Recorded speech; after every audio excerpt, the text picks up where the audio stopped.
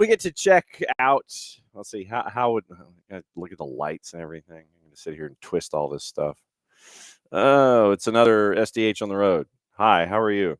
Maybe if I sit back a little bit, I don't know. We'll see what happens. Because if I do that, that might be an improvement for you guys, but not for me because I kind of need to see. So, greetings from my hotel room. And yesterday, thanks to Jason for filling in. And then, it was and this will be opening kickoff when we get around to it. We'll discuss what happened yesterday away from the studio space, and that's why we're here in a hotel room somewhere in between the tournament that's going on right now and Office HD. So we'll talk about that a little bit. Here's the rundown for today. Hour number 2, obviously, is the Power Hour, as it always is, with Nino and Niko. I have put out the siren song. So I have asked our buddy from Gold TV, Nino Torres, what are we talking about? I imagine we're going to be talking about Libertadores, probably a little baseball, all points in between. So we'll get into that with Nino coming up in hour number 2. Obviously, we'll wrap up the show in the last half hour-ish with our buddy Nico Moreno from Pulso Sports, and we'll find Sounder at Heart, and we get to find out about him lobbing water balloons on every Monday. Sorry, scorchers. It's not water balloons, because if it was water balloons and if it was scorchers, they'd cancel each other out. But all right, so it's Nino and Niko in hour number 2, as it always is. It's us in hour number 1, catching up on all the news from overnight. And there's stuff to discuss, stuff to kind of ruminate about a little bit. Tomorrow morning, by the way, it is a very, very stacked show for a bunch of different reasons.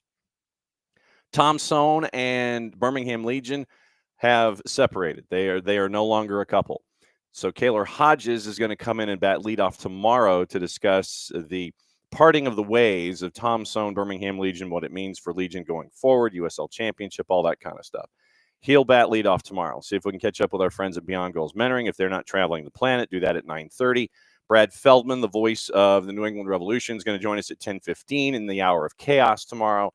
And we'll get you ready for the weekend coming up there. Remember, it is a 2:55 kick, I think, because it's on Big FOX. It's on over-the-air television, so that'll be a little bit different on Saturday with Atlanta and the Revs. But so Friday morning, Kaylor Hodges from the USL show. Hopefully our friends from Beyond Goals Mentoring, Friday Free Kick. Brad Feldman, voice of the Revs at 10:15. And the rest of the time we get to preview the weekend. Today, once again, Nino and Niko on the Power Hour in hour number 2. And we'll get caught up with everything that happened in the overnight. Obviously, we got to talk about Vancouver. Obviously, we got to talk about Messi and friends and what happened against LAFC. We'll go over some of the stats, and they are staggering when you think about this match. And if you have a way to go back and watch this match, I would recommend it because it was that insane. And as the temperature continued to increase in the match, the minutes started to rack up. It literally was out of total. It was a match that was totally out of control in a good way for those of us who were the casuals or the analysts that were watching it. But yeah, it was a match that was out of control. So we'll talk about Messi and friends in LAFC down at the Erector set. We'll talk about Vancouver late night getting a later than late goal with our buddy Tyler Terrens and Moadu. They called the match last night on FS1.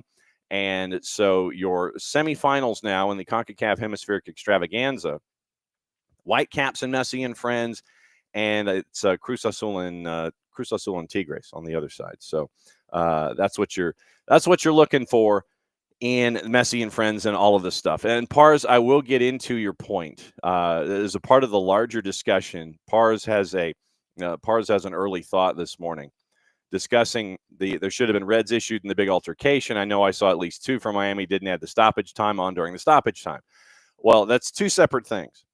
And we'll get into that as we go. So put a bookmark in that, and we'll discuss that because there are a lot of talking points from the Messi and Friends match last night. Equally as many talking points from Vancouver and what they were able to accomplish later than late. I couldn't make it. I was there for most of it, and then I just hit a wall. So we're all going to learn about it together here in hour number one. Okay, the rest of the rundown. Today, it is Philadelphia Union 2 and Atlanta United 2 that's on the network. That is tonight. Pre-game show before 7 o'clock, probably something 6:45-ish. We'll hear from Steve Cook. We'll hear from Sal Masafero. And we'll also hear from the Philadelphia Union side of things, too, getting into this matchup in Chester. Kickoff a little after 7 o'clock here on the network at soccerdownhere.mixler.com. Go to the Mixler app. You can also follow Soccer Down Here and SDH2. Follow them both because there might be some days, especially in the playoffs, coming up on the high school side of things where we're in two places at once. So make sure that when you're on the Mixler app, follow Soccer Down Here. Follow Soccer Down Here too. And also you can go through our website, soccerdownhere.net. There's the Listen tab. You click the Listen tab, and then there are sirens, I think, that are attached when there's something that's going on live.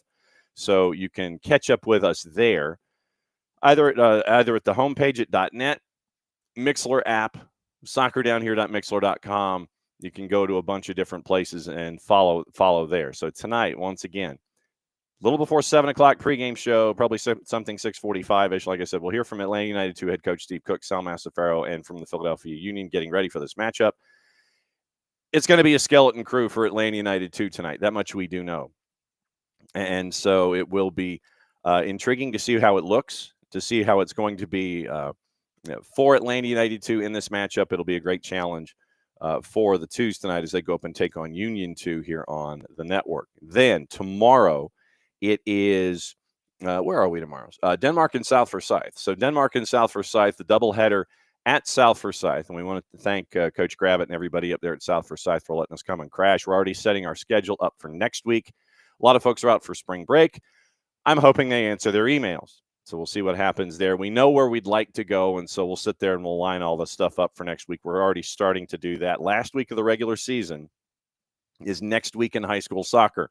Aaron Paul, the head coach at Morgan County, is going to join us for Soccer's in Session on Wednesday of next week, and we'll lay it all out there.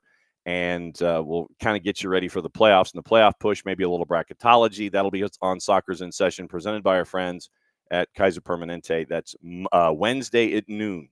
Wednesday at noon, Soccer's in Session, and we'll catch up with all of that stuff there. So I think all of our events are covered. I think I've got everybody. Okay. So that's kind of what's going on. All right. Opening kickoff brought to us by our friends at Kickoff Coffee and kickoffcoffeeco.com. And like I said, Abby, I finally figured it out. At least to do it somewhat less intrusively. There's your QR code for those of you who are hanging out with us, however you're hanging out with us this morning, whether it is on the Twitch, whether it is on the 280 character app, or whether it's live here on our YouTube channel. You hit that QR code, takes you to Kickoff Coffee and kickoffcoffeeco.com. Then when you check out, what you do is you use the code SoccerDownHere15. It gets 15% off your purchase. They in turn take 10%. Reinvest it into youth games, youth initiatives from our friends at Kickoff Coffee and kickoffcoffeeco.com. So you dispose of that, and then you bring that back in. See, I'm almost getting there. I'm almost getting there when it comes to figuring out all these things. Literally, it's like once a week I discover something new, and Jason's like, well, I already knew that. Yeah, you hit this button, hit this button, hit this button. And for me, it's like revelations. But anyway, all right, so opening kickoff. Yes, yesterday I was not here. The boss and I went to the golf tournament that is, let's see. So if we're here and lay things out, I'm trying to go east. So east is that way.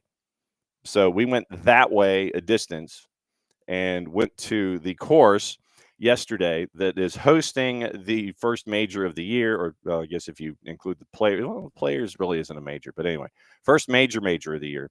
We went that way a couple hours yesterday. And when we were trying to determine, 12 years, by the way, in the lottery to finally get tickets for this particular event.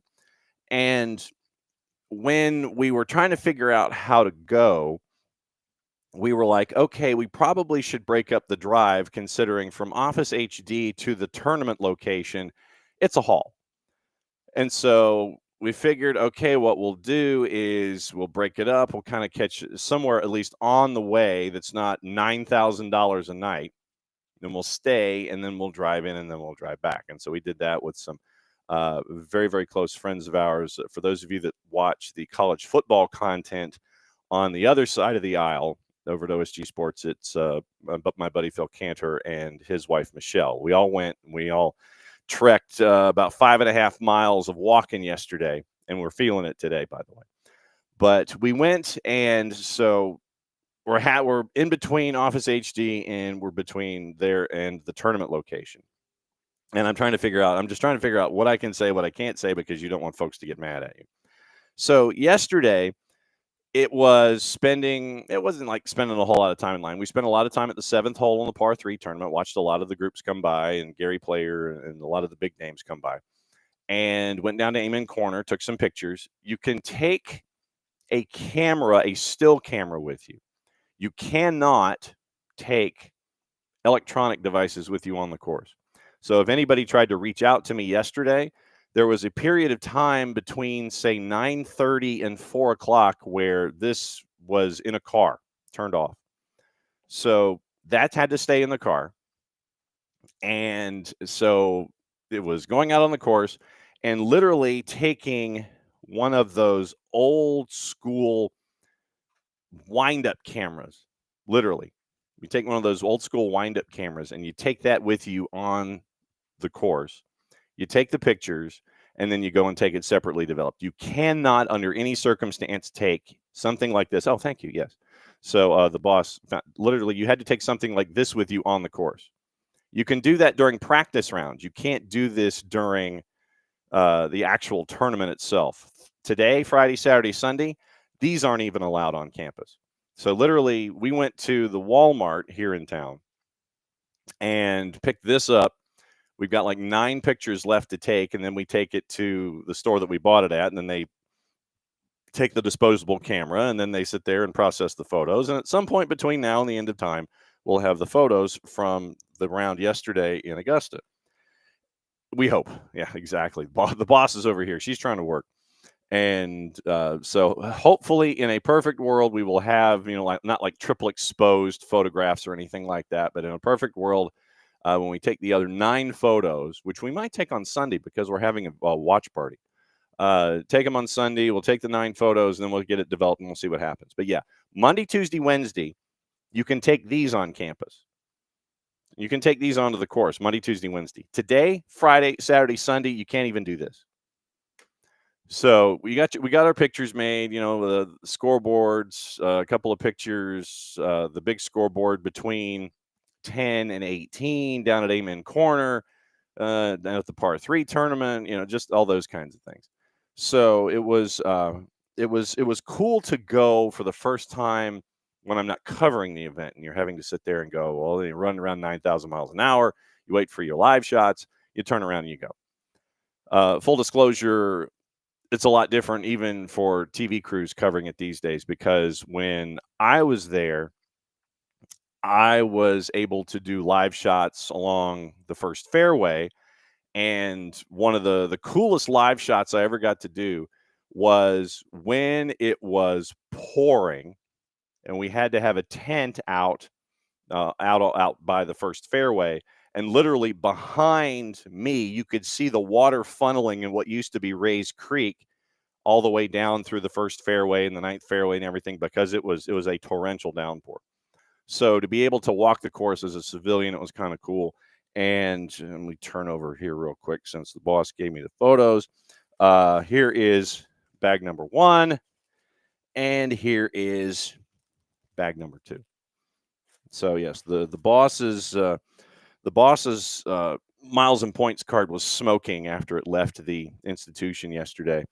And our wait was about 20 minutes to go in, get stuff, turn around, and come out. The egg salad sandwiches, I can't do pimento cheese. I can't. So the egg salad sandwiches were great. And the peach ice cream the Georgia peach ice cream sandwich was amazing. It's like 2 sugar cookies, and then you had the peach ice cream in between. Ridiculous. And everything was completely affordable. Even the Advil and the Aleve was affordable. And so, yeah, today you kind of feel like you've been hit by a truck. But anyway, it was great. Kefsi. Kefsi is trying to guess what city I'm in. Well, let's see. Conyers. We're in Conyers. We decided to, because this seems to be the line of demarcation when you're traveling out the freeway where the hotel rates don't go stupid. This is like the last city where they don't go stupid. And we were with a lot of folks in the hotel. It was funny when we checked in, and literally you see a lot of folks dressed in golf gear. And we're going, okay. So other folks had the idea.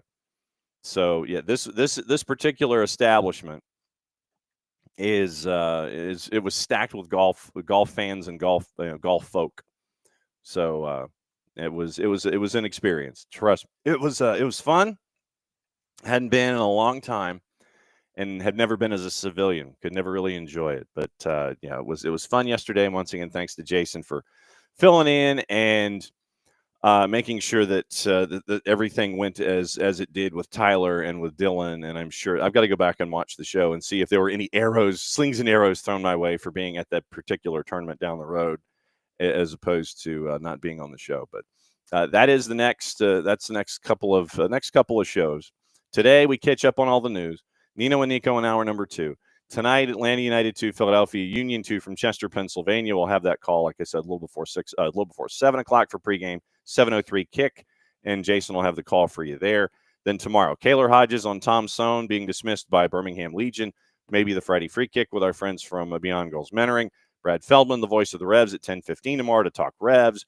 And then the rest of the show getting you ready for Atlanta and the New England Revolution on your Friday. Friday, once again, Denmark and South Forsyth, presented by our friends at Kaiser Permanente, to continue next to last week of the regular season in high school soccer. Okay, that's opening kickoff, brought to us by our friends at Kickoff Coffee and kickoffcoffeeco.com. And let me go to the design page here. Once again, here's your QR code for those of you who are hanging out with us on the video side of things.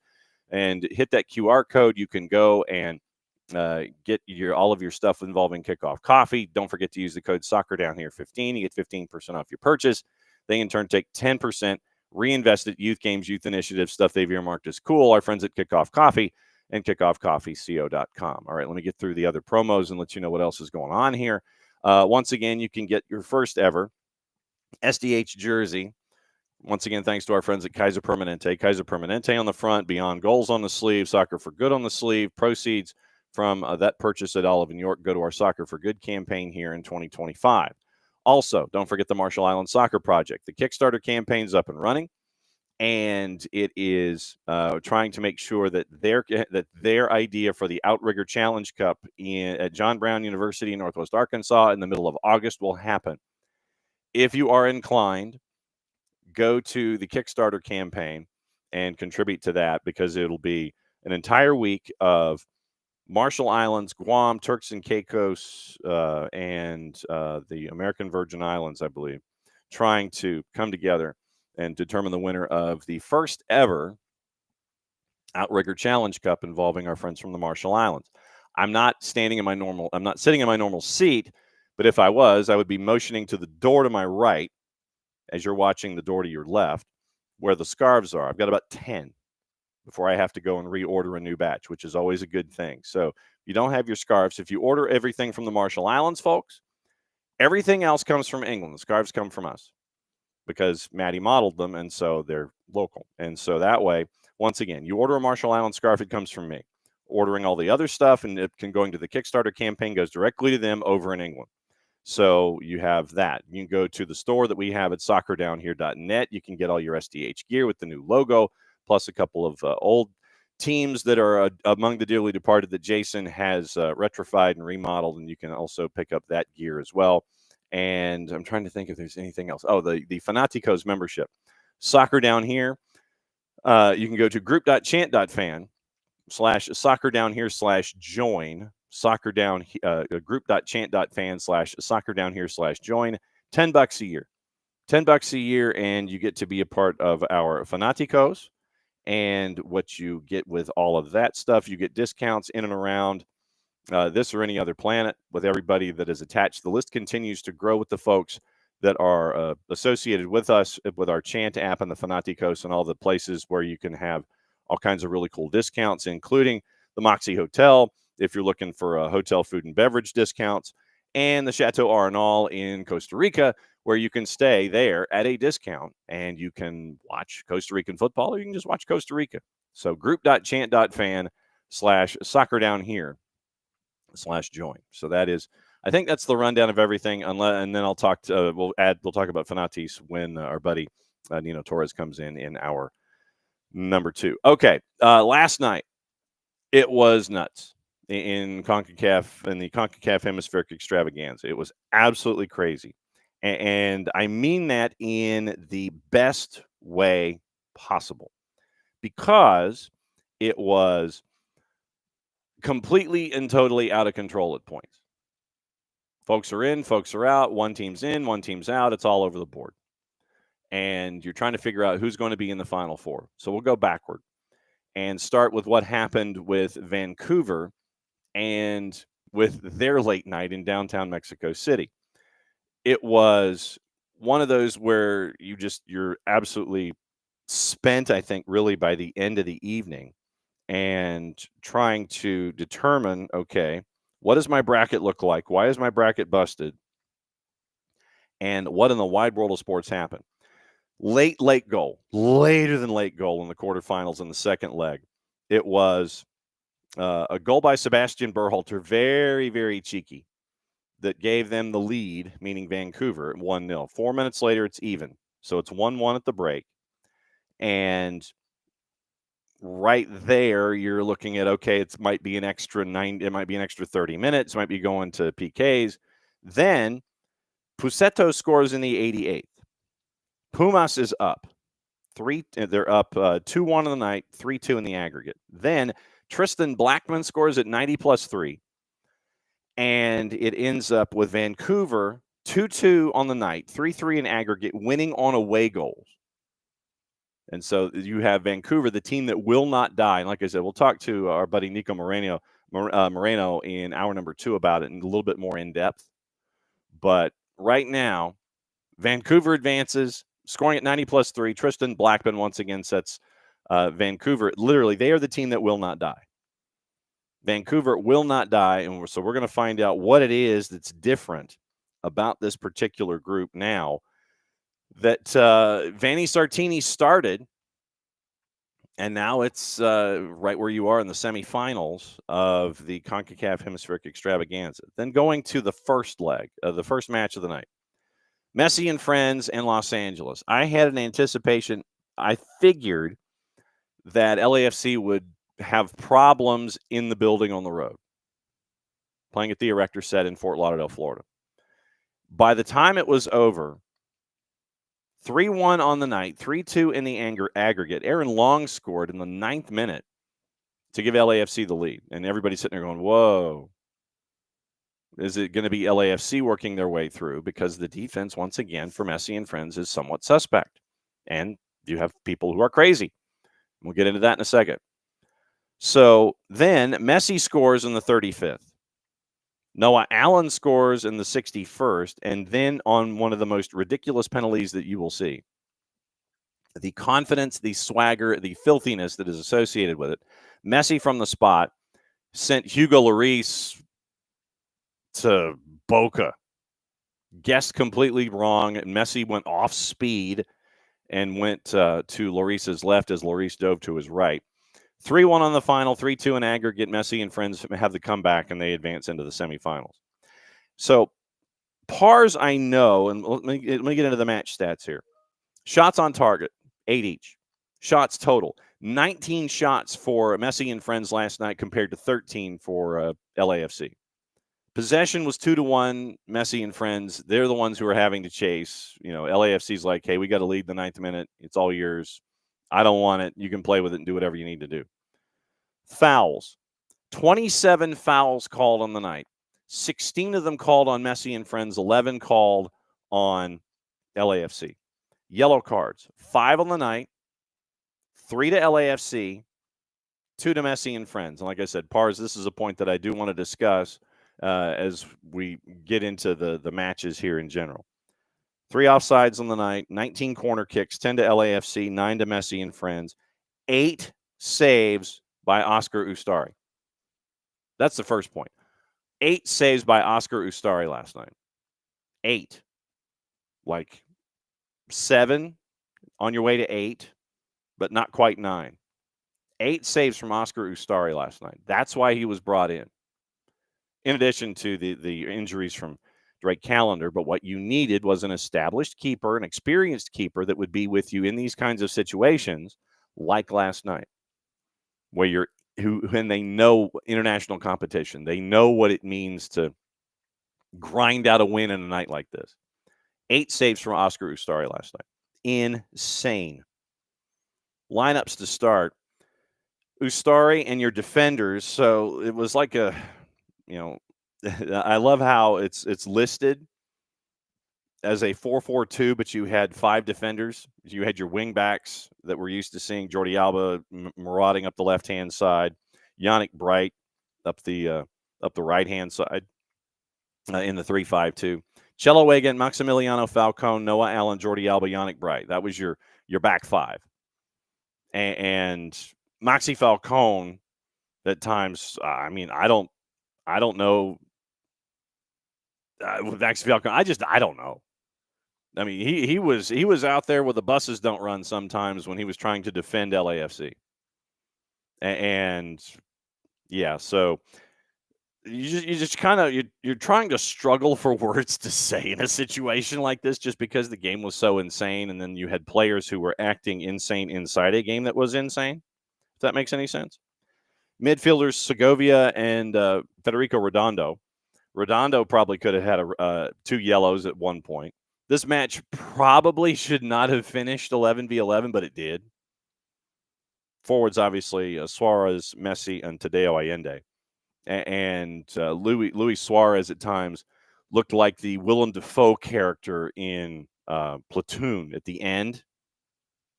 And when he was going down trying to get fouls. And I guess the mass confrontation rule, once again, was something that was kind of optional in being administered by the officials if they wanted to. So Miami advances, Vancouver advances. And so that's where we are with the CONCACAF hemispheric extravaganza. So let me get to Pars's point. Let me get to Pars's question here. So Pars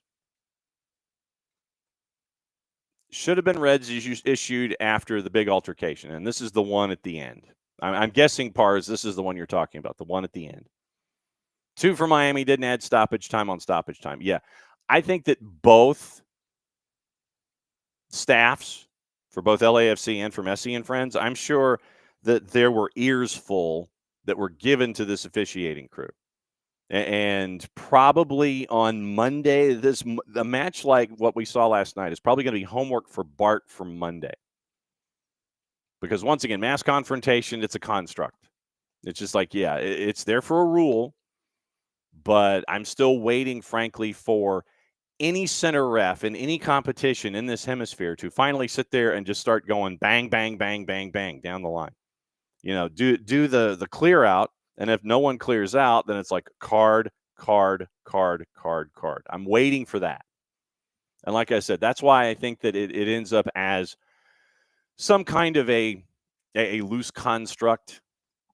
It's something that we talked about with Bart on Monday as a rule, where it's supposed to be just a captain designee as to what you're staring at when it comes to having something like this happen in a match. And then when you have a lot of South American players who are used to playing either in international competitions or in leagues in South America that run a little hot, they're used to being able to sit there and come in front of the ref, say their piece, get it off their chest, influence the ref as they should, or if they feel they should, and then move on with their day.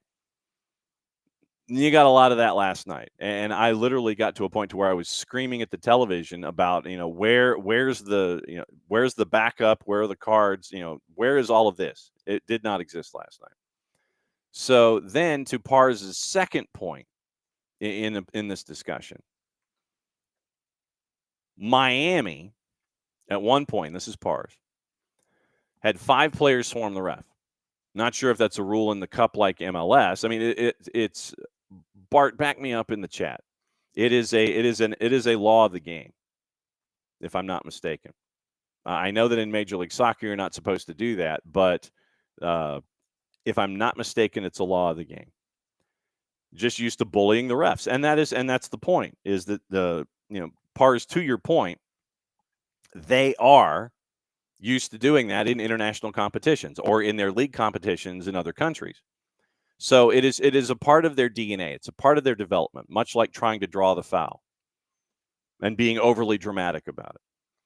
That is their thing. That is their shtick. That is part of their DNA on the field as to who they are. Bart's ears naturally were burning after what happened in the Messi and Friends match last night. No real surprise. And Abby, yes, it does need to be enforced. But to your point, Abby, yes, pro refs need some chutzpah. And for those not aware, the term chutzpah is basically a Yiddish term for grapefruits, cojones, or however you wish to refer to activity below the belt line for a male. They do. And the idea attached to it being with Messi and Friends is just as much psychological as it is an implementation of the rules of the game. Think about it, and Pars, I'll get to your devil's advocate here in a second. Think about it this way. If you are a center ref in a match involving Messi and Friends, do you want to be the guy who gave either a yellow or a double yellow to one of the Gulfstream Galacticos in a fit of yelling and or rage that forced the pink and black to play with less than 11? I know that we think about something like this as being somewhat silly, but rules are rules. They need to be enforced. Yes. But look at it from the psychological makeup of the argument. Do you, center ref, want to be the guy who popped the card out and went, bang, bang, bang to Busquets, Suarez, Alba, Maxi Falcone? I mean, seriously, you name anybody on that roster last night, they were more than happy to confront the ref at any given moment. And it is for the younger players, Kromoski, Noah Allen, those kinds of things. They're around these veteran players, and it is a learned behavior for both, for your own soccer DNA. Do you want to be that center? And like I said, I'm not attaching any kind of logic to it, but in the sense of the game in and of itself, do you want to be known as the guy that gave yellow, red, whatever, double yellow to Suarez, to Busquets, to Jordi Alba, to the Gulfstream Galacticos, to any of those players in that situation? Do you want to be known as that guy? Do you want to jeopardize? And like I said, I'm not looking at this logically. I'm just looking at it from the psychology of the incident. Do you want to possibly jeopardize future assignments for yourself by not giving cards in that situation? And specifically, I'm talking about crowding the referee. That's the kind of stuff that these folks think about. They think about their jobs. They think about job future. They think about continuing to get these kinds of assignments in CONCACAF and the Hemispheric Extravaganza, and possibly getting Club World Cup. Possibly, how do you handle a match? That is part of the DNA of this argument. And Pars, to your point about what happened late. Actually, well, here, let me go to your devil's advocate point. If they all of a sudden enforce it, then isn't that an issue? Meaning that the rule hasn't been implemented that way and it would cause even more issues against pro. Yeah, there's the whiplash effect of the term. You're not doing it, you're not doing it, you're not doing it, and then bang, all of a sudden, it's like, well, you weren't enforcing it then, and now you're enforcing it. So there's always that 180 yes that's attached to it. But to your point, Pars, the incident late in the match. First and foremost, it was a nasty shot on Messi. Nasty shot. That should have been a card. And it was on the initial contact. That was a nasty shot. The fact that his players instantly came to his defense, I give them a boatload of credit for. Dude hit our star. Marlon, body checks Messi. Messi hits the turf. And then you instantly have, 38 players from Messi and friends come and start the coming together that they did. That I give them full credit for. You didn't just let the incident lie. Your guy got hit by a pitch. Your star batter got hit by a pitch, and so pitcher walks up and it's like, "What do you want? What do you want done?" Then you get that happen. The players came up and they answered the call after their star got bumped out by Marlon. Like I said, Marlon, that was a yellow to me. So the players come in. You have the coming together. They're pissed. LAFC players come together, and it turns into this big scrum of, I want to say, at least 10 players, 5 on each, 10, 12, somewhere in there.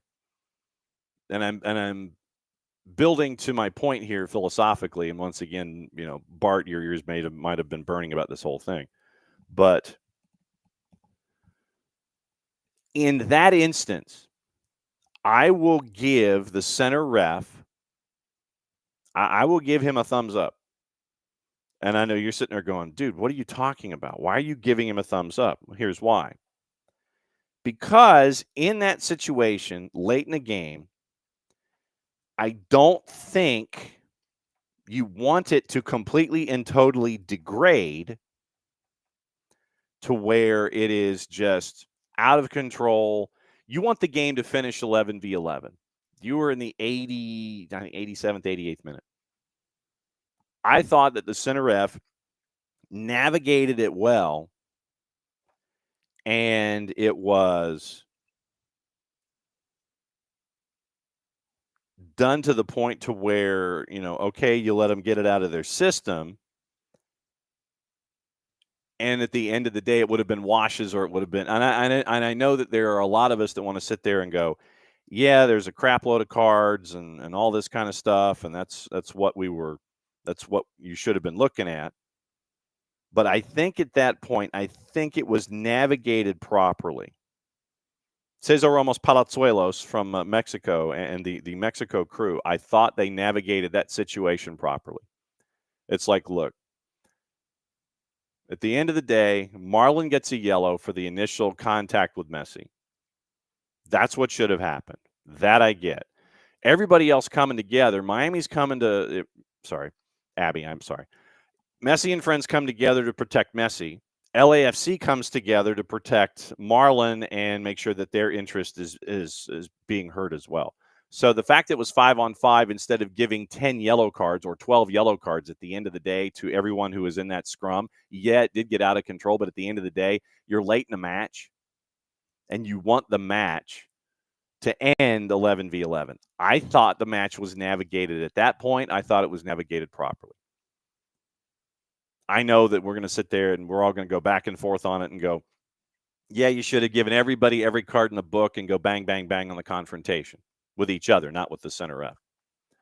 So I'll say the initial card to Marlon was right, but then everybody coming together, I get it because you're trying to protect your guy and come to the defense of your guy.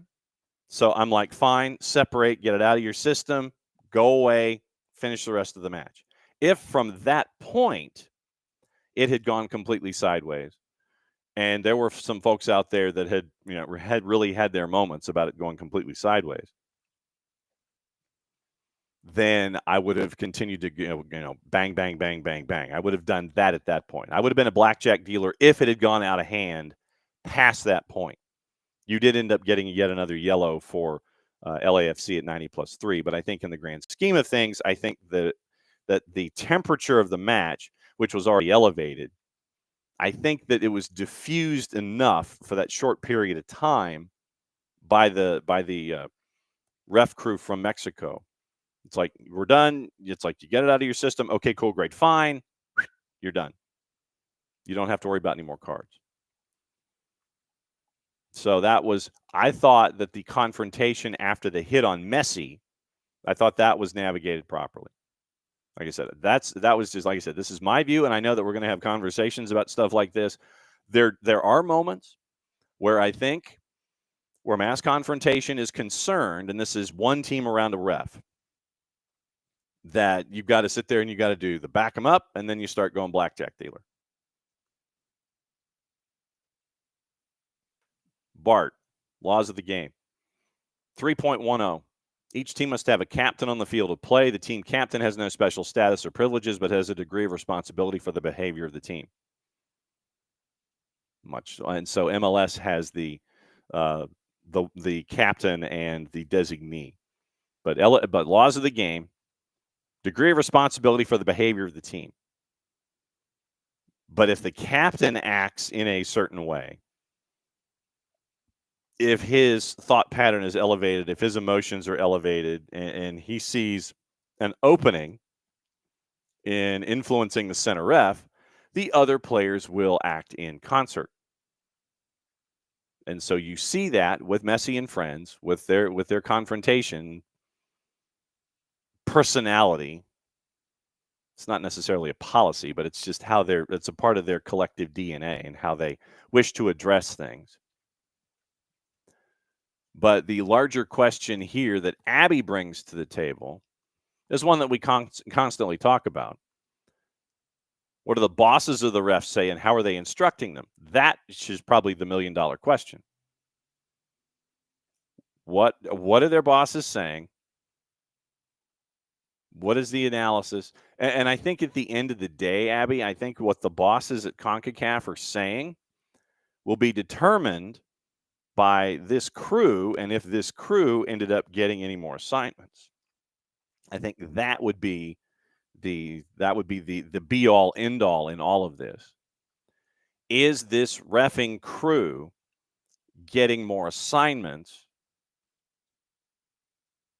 or was this one the last one that they got of a match of this import? A CONCACAF Hemispheric Extravaganza quarterfinal leg 2 that was as heated as it was. Are they going to be put in this situation again? That's the larger question. And I think that at the end of the day is the analysis of this crew. How are they seen in the eyes of their superiors at the league? Do they get another assignment like this? Or are they going to sit there, meaning CONCACAF, and go, yes, this was managed properly? That, I think, is the larger element here in all of this. And to Pars's point, isn't it also good leadership from the top players, in quotation marks, to respect the rules that are bettering the game that you love? Yes. But at the same time, in a competition that is as heated as this is, or Champions League, any competition that involves the betterment of the hemisphere, and who's the champion of a great geographic swath, you're going to find an opening, and you're going to have gamesmanship. So part of your leadership is, in fact, gamesmanship. It's just how it is. You're going to try and figure out if the deck and the shoe have any characteristics. Does the shoe crimp a particular card when you're trying to play poker? That's what you're looking for. You're looking for that advantage. And so that's kind of what you're staring at when it comes to gamesmanship and leadership. And sometimes they're one and the same.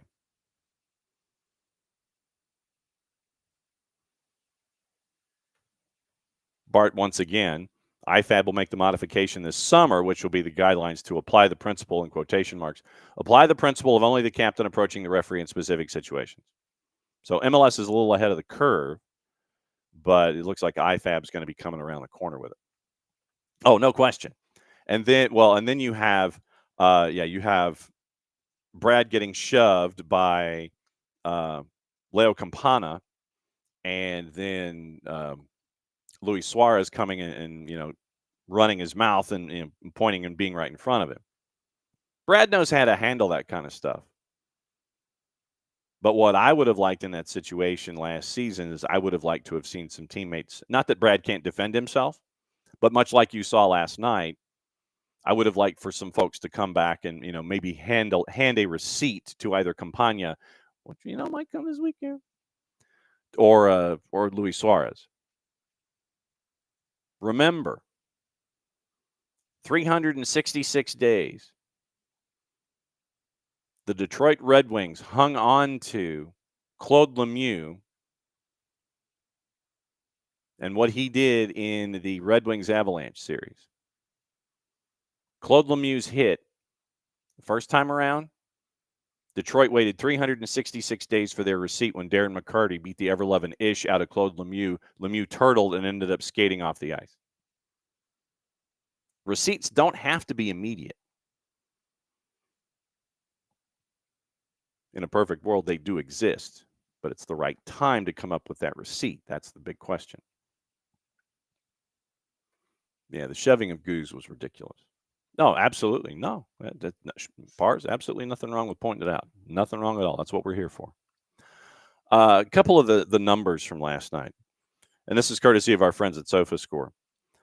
By the way, Lionel Messi punched a 9.2 last night. Everybody else was in the 6s and 7s. Oscar Ustari, for what he did, he had an 8.8. So we'll go through some of the numbers last night. Messi punched a 9.2. Here's his stat line from last night that once again reminds us that he is not of this planet. Played the full 90, had the 2 goals, 4 shots on target, 2 shots blocked. 4 successful dribble attempts, 84 touches. 71% passing in that chaos, and 29 of 41. So basically, for every second touch, there was a pass for Messi last night. 7 key passes. 7. I cannot remember the last time that someone had a number that high. I legitimately, key passes, you're like 2, 3. 7. 7 key passes last night. That's insane. 4 crosses, 1 long ball, 10 of 19 on his ground duels. Once again, I can't think the last time that I saw a number that high. The insanity that's attached to that. Fouled 5 times and had 1 tackle. But 7 key passes last night from Lionel Messi. That is ridiculous. Oscar Ustari on the night. 8 saves, 2 punches to add to that. 1 run out, 1 high claim, 7 shots from inside the 18. 8 saves from inside the 18. 35 touches, 11 of 14 passing at 79%. 79% for a keeper in passing on 35 touches. 3 of 6 on his long balls, 4 clearances on the night. Oscar Ustari an 8.8. That's why he's there. It might be Drake Callender and Rocco Rios Novo, which will probably be this weekend. Set your fantasy teams accordingly.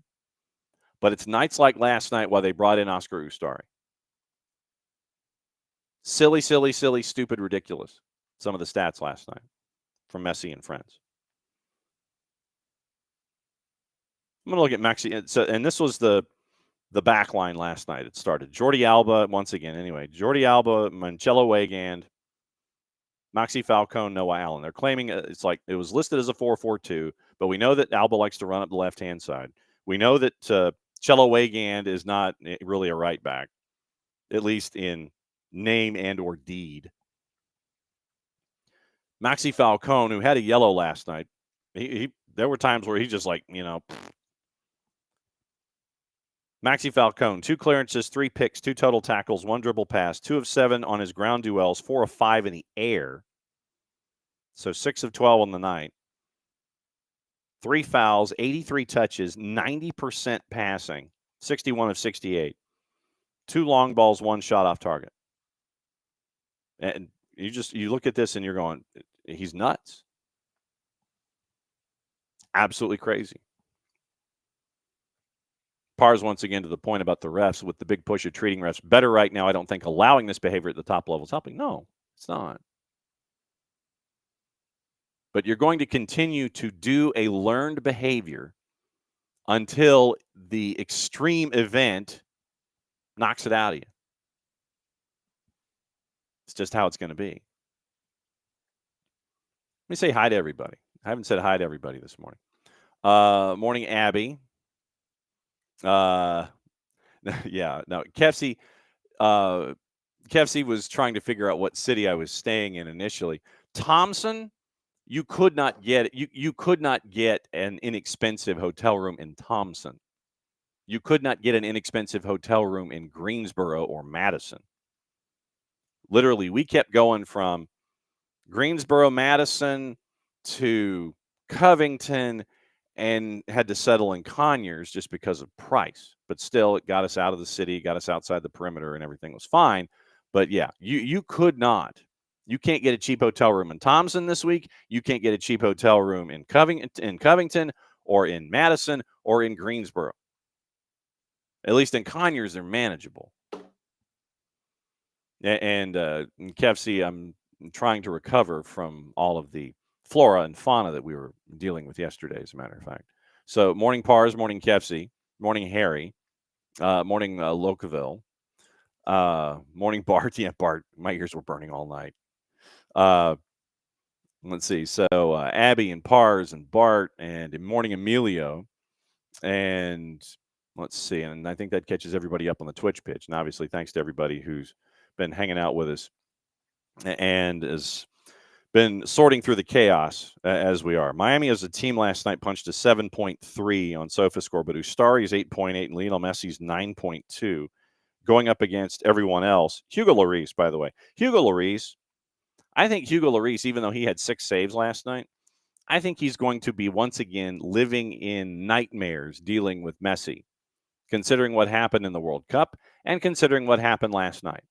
The penalty, you're thinking, okay, Messi's going to wind and fire, and it's going to be, it's going to be through every it's going to be like the Isaac McAdoo PK that was taken in season 3 of Ted Lasso. Nope. Messi does the runaround, and he's analyzing it like, like the Denzel Washington character in The Equalizer. And it's literally he's sorting it out, and he's looking at the room, and then he hits his watch, 30 seconds. It's like he figures out, okay, how long is it going to take me to get out of this space? Hits the watch, grabs the fork, throws the fork into the electrical outlet, shorts out the restaurant, boom, boom, boom, boom, boom, game over. With what happened in that penalty last night, you could tell, and the close-up was great. The camera work that was there for that matchup at the erector set. You see Messi analyzing in his brain. He's looking down at the ball, like he takes one peek at Lloris. Doesn't even look at Lloris more than maybe a half a second. And then he decides he's going to go change up. Literally, he goes change up. Lloris is diving to his right at a high rate of speed, and the ball is just looks like the ball's at 16 or at 16 speed on a turntable. Not quite Panenka, but there was an off speed there. It was insane what was done last night. I think that Hugo Lloris is going to have nightmares with that particular penalty kick coming up throughout the rest of his natural-born life. 6 saves, 1 punch, 2 saves inside the 18, 48 touches. And here's the difference.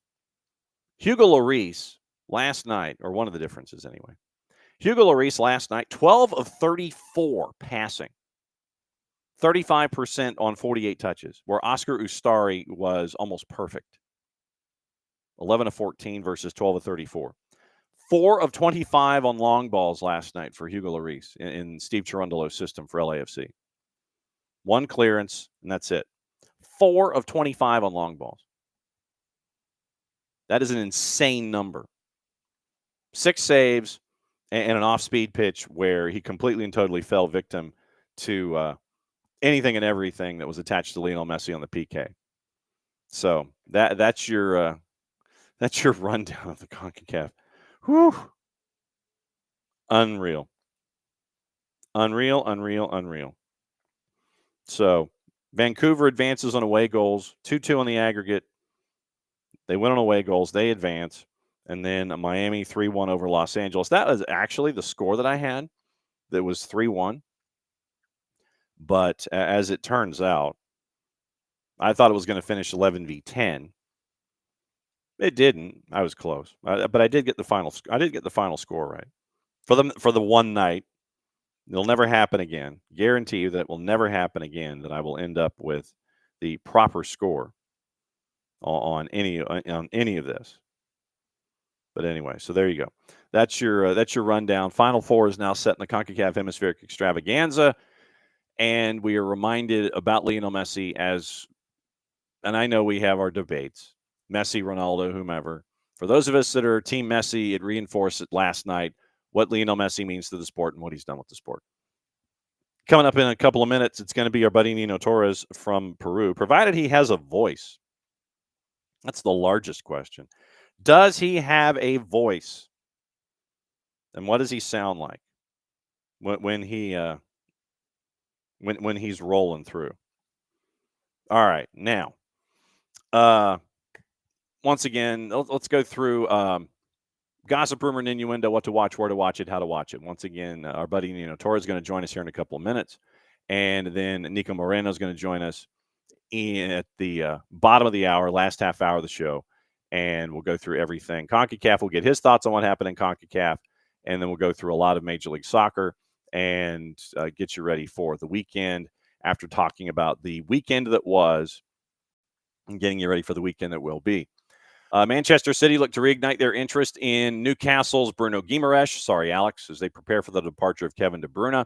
Chelsea willing to pay €120 million or 102 million pounds to sign Real Madrid winger Rodrigo as their star summer signing. Once again, Chelsea and the Sharper Image. They want everything in the Sharper Image catalog. Manchester City considering an offer of between 50 and 60 million euro for Tiani Reinders from AC Milan, despite the recent contract signing to 2030. Chelsea, Newcastle interested in Benfica and Greece forward Vangelis Pavlidis. We will discuss. For €100 million, 85 million pounds, but face competition from Barca and Atletico Madrid. Arsenal and Liverpool looking at alternatives to Isak, with Newcastle adamant they're not going to sell. Newcastle, Wolves, and Brentford have lost Angers and Ivory Coast keeper Yahia Fofana ahead of a potential £15 million summer move. Chelsea leading the race to sign Joe Bellingham from Sunderland ahead of Manchester United, Arsenal, Spurs, Brighton, Crystal Palace. Leeds are going to listen to offers for Ilan Meslier, use the funds to sign a first-choice replacement. Juve willing to sell Douglas Luiz in the summer, but want around €40 million. So those are your notes. Okay. Now, we know it is past 10 o'clock. We know what that means. That means that we go to Lima, Peru. And we're going to talk about everything going on a list that I have not seen. I do it on purpose because I want to be just as surprised at what is on this gentleman's mind as it is every single week. So we go and we catch up with our buddy Nino Torres. Yellow. Yellow. Soccer Donkey fans, I'm better now. My pups are better now. This week after after that classic, after that all that craziness of last week, but we're fine now. We're in decent shape. Yeah, and now. I noticed that there's something hanging in the background a little bit. I know that scarf. Thank you guys. Appreciate it, man. I appreciate that. The scarf Johnny sent me. But right next to it is the other scarf. I don't know if you see the colors. Yeah, it's down low. I got it. It's there. There it is. I can relate. I know of which that team you speak. So, as always, what we like to do, but let me go to that gossip point first. Talk about Benfica. Benfica. Hey. Chelsea and Newcastle interested in Benfica forward Vangelis Pavlidis for 100 million euro, but face competition from Barca and Atletico Madrid. That is from Record in Portugal. I don't think Barca nor Atletico or that's a bluff. That's a bluff, absolutely bluff for my point of view. But coming from the Premier League, possible. And I want to say this. I want to add a selling point to Pavlidis. It's something that I said in December, right? Because this is the story about Vangelis Pavlidis, my dear John. Here, they signed him, right? He came from the Eredivisie. He scored 34 goals in the previous season before arriving to Benfica. But the first half of the season, he was just having a Darwin Núñez-like first season, meaning that that's not good, because in the first season for Darwin, he missed, I don't know how many shots he missed. He was offside 500 times a week. And it was the same thing that happened to Pavlidis up until December, right? But I was noticing something. He was tuning in, he was getting closer, he was getting better. And in December, I said this to the Benfiquistas. Benfiquistas, get ready for the second half of Vangelis Pavlidis, because this guy is going to explode in the Premier Liga. And there you go, brother. 12 goals in 9 games in 2025 for Vangelis. That's the kind of striker that they went after. That's the kind of striker that they were expecting to have. And now they're having it. And now he is at the peak of his performance in the last stretch of the campaign, which is probably the differential, even though Sporting has the almighty Victor Gyökeres. But right now, I totally get the offers, man. I totally get the offers, because this guy is on fire. And this is a guy that definitely can join. I don't want to say elite team. I'm not going to say that Man United or Man City can get him. But these offers, I think Newcastle will be the best fit for Pavlidis. I think the best fit. Okay. Like I said, I saw that this morning, and that literally was a topic that just came sprinting across the desk, and I'm like, oh, I have someone that can answer that question. And so that was why we went immediately there when it came to it. All right. So now here we go. I have my device. I have my device. I have yet to see these topics. So once again, we dial in to where it says Nino Torres Goal TV on my WhatsApp, and we have 4 topics in addition to what we talked about. So if you would please, since we're on Benfica, let me go to topic number 4 first. So the whole continuity thing, the brutal attack of Benfica at the title in Portugal. What happened there? They destroyed Porto in the Clásico. They didn't just beat Porto. They destroyed Porto in the Clásico 4-1 with a hat-trick from Vangelis Pavlidis. Vangelis Pavlidis with a hat-trick at Dragao, and they put the immense pressure on Sporting that were playing. It was a wild weekend this past weekend in Portugal, because we got the Clásico Benfica Porto on Sunday, and we had the other Clásico on Monday, Sporting Club versus Braga. The big 4 battling against each other on Sunday Night Soccer and then Monday Night Soccer on Goal TV. And after this massive victory for Benfica, that, by the way, they got everything is lined up for Benfica right now. Everything is lined up for Benfica. They got Vangelis on fire, the return of Di Maria. They don't have a single starter injured. Everything and everyone is healthy in Benfica. Everything is going, everything is lined up for Benfica right now. Everything, right? But Sporting had the upper hand. So the only thing they got to do is to win on Monday. You just go there at home with your fans and beat Braga. They couldn't do it. They choked. They choked. They did. They did choke, and it is. I was upset. I remember Tuesday night because my Portuguese friends told me this. And, it's all the pressure that they have from Benfica winning the Clásico, going into the next day. I don't give one dime All right, I was gonna say something, but I don't want to give. Right, da da da da, blah, blah, blah. I, I care about what I can do. All right, if I gotta go out there and win, I'll do it. All right, I don't care if Benfica puts 4, 5, 15 goals on Porto. That is the classic. I don't care. I gotta do my job. They do theirs, I do mine. But they got in their heads. It really the victory of Benfica got in Sporting's heads, and they felt the pressure, and they could not deliver on Monday. And now they're trailing on the table for the first time this season. The first time this season that Sporting is behind Benfica. They mean all number one all season long, up until now. In the crucial moment, in the big moment, they choked. They choked.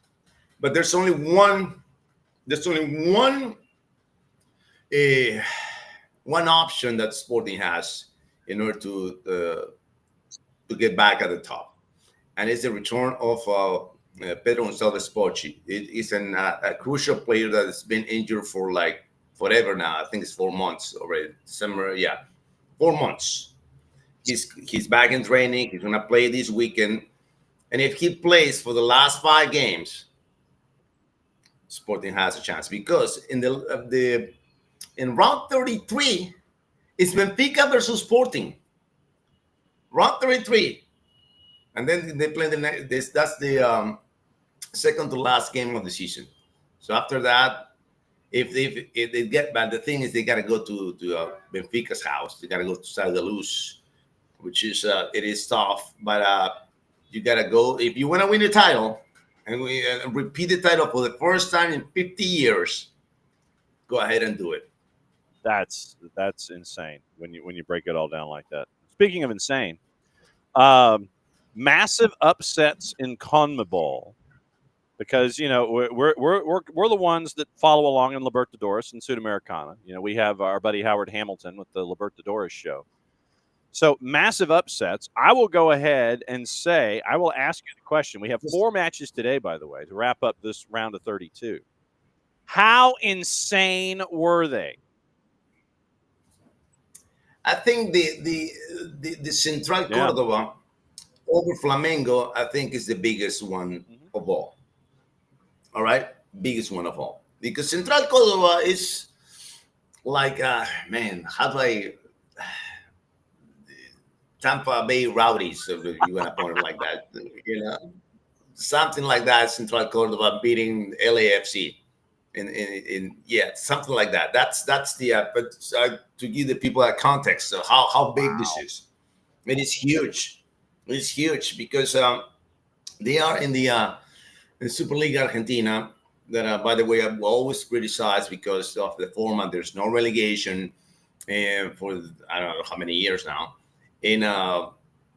But still, they're still coming up and compete, and still coming up and go to Brazil and beat the almighty Brazilians. That, by the way, John, out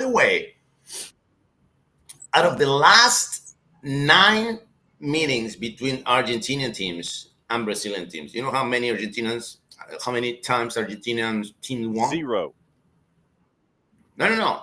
They won 8 of the last 9. Okay, got it. The other way, 8 of the last 9 games in Brazil. Because you got Racing, you got Central Córdoba, you got, I don't know, forgot the other names, but there's 8 matches in a row out of the last 9 between Brazilian teams and Argentinian teams. But again, all right, hopefully this is not just an illusion, because in CONMEBOL, in these long tournaments, all right, there are always upsets in the group stage. Always. And in the end, everyone dance samba with the title, with the trophy. All right. So we'll see how it goes. Hopefully, this is not just another fluke or another wild night that could happen every 50 years or whatever, but it's something that we can see in a more consistent basis from now on in the tournament. Hopefully that's the case. Hopefully. Central Cordoba, by the way, was a plus 963. They were basically a plus 1,000 against at Flamengo. Yeah. 963. Uh-huh. Jesus. So Quito, no problem. LDU Quito, no problem. Bolivar, no problem. Central Cordoba, plus 963 in the composite. 2-1 at Flamengo. Palmeiras, they were a big favorite, beating Cerro Porteño. Bahia and Nacional, they were about the same in the numbers. Yeah, that was even an even Vélez game. Sarsfield was a road favorite, put 4 on Olimpia Asuncion. And they destroy Olympia, and they fire their coach. Martin Palermo is no longer the coach for Olympia after this beating. Who, by the way, play against his, these guys from Vélez, the coach Guillermo Barros Esqueloto. Mm-hmm. He's the he's the coach for Vélez Sarsfield now. I remember Guillermo when he was the player for Columbus. Yeah, and won the title with Columbus. Yeah. Remember, won the title with Columbus, brother. One of the two titles that Columbus has. It's crazy to see these guys because these guys played together. Martin Palermo and Guillermo Barros in Boca Juniors, and the preview it was just awesome, to see these two guys facing each other, the friends, and this is the first time that they face each other as coaches. First time that they met as a coaches. And with this victory, I'm gonna say this too, right, about Vélez Sarsfield, that sometimes, not all the time, but sometimes coaches got the most influence in the game for a team, because this is a team that was winless. This team won the championship last year in Argentina, Vélez Sarsfield, right? So they hired a guy from the house, Sebastián Dominguez, who was a commentator on ESPN. And he was very critical. He was very harsh with coaches. Brother, he went to coach and you see, it's not that easy, right, brother? It's not that easy. No. He went 0 for 8, man. 0 for 8 with Vélez Sarsfield. And it's like, sayonara, brother. Get out of here. And then they got Guillermo Barros Esqueloto, start to win again, and they're advancing in the Copa, and he completely changed the way the Vélez Sarsfield plays. And now, I don't want to say they're a candidate, but this is going to be a tough team to beat. Let's see. The others leading into today, Independiente del Valle, they were at minus 208. They got the win there. Universidad de Chile was the other underdog at a plus 422, who went to Estudiantes and got the win 2-1. Peñarol, big favorite, won by 2. Botafogo beat Carabobo by 2. And Libertad was a plus side favorite, beating Talleres Cordoba 2-0. The last match I want to talk about is for a completely and totally superficial reason. River Plate and Barcelona of Ecuador. We have at SDH fallen in love with Sir Second Castle because of all of his, because he comes out and he's styling it. He came out in a pink tux last time in his matches. So I did not know if Sir Second Castle with Barcelona of Ecuador has become the icon, the fashion icon that we view him to be up here. Yeah, I like him, man. I like him. I mean, he's bringing some personality to the silence, and it was crazy because he changed that style lately. Before he was just wearing a team gear, a hoodie and a sweatpants, yeah. And then he decided one day, you know what? I'm gonna step up my game. And boom, there you go. There you have it. They call him, they call him his nickname when he was a player. He played for Barcelona. He was a massive. The guy's big, but they call him the El Mortero, the mortar.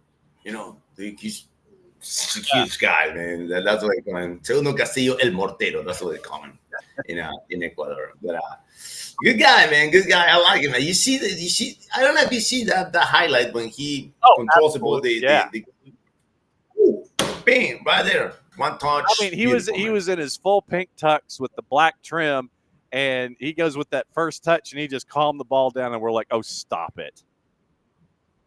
That was some pretty sweet stuff. Okay, we have other topics. We are not done, sir. We have other topics. You mentioned Lewandowski, and we haven't talked about Champions League yet. So justice for Lewandowski is topic number 3 for you. You know what? I think this is my POV. He's not. He probably is the most underrated superstar of this era, because I don't think that he gets enough credit. To be honest, I don't think he gets enough credit. He's one of the top 5 players of this generation to score more than 500 goals. Right? When you talk about 500 goals, it's something huge. It's something huge. Okay, and at the age of 36 years old now, the level that he's playing, I think he has a shot to the title.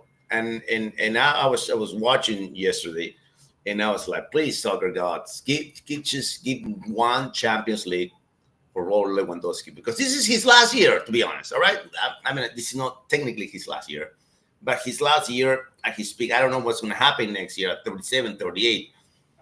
But this is his year, and this is the year that he has a team that plays for a team that is strong enough, capable enough to win it all. And I know that Mbappe went to Madrid and he's playing with all the Galacticos and Rodrigo and Vini and Bellingham and all that. But I think if soccer is fair, Lewandowski should win his one and only Champions League. That's my belief. I would love to see this guy win one. So then let me ask you about Luis Enrique and PSG, considering that what he has been able to do with that group has, it has been nothing short of, he doesn't have Mbappe anymore.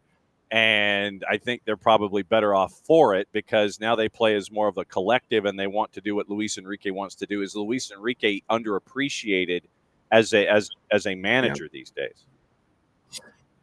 But he won already one Champions League, man. He won already the Champions League with the MSN, and he already got that trophy on his cabinet, right? He already won this. I know PSG had never won it, and they want to win it. I know the roster is $800 million. $800 million is the roster of PSG. You know how much is the second one in the league on?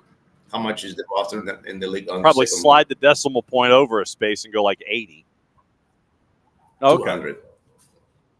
200 million. This is the second best is Olympique Marseille. I'm not.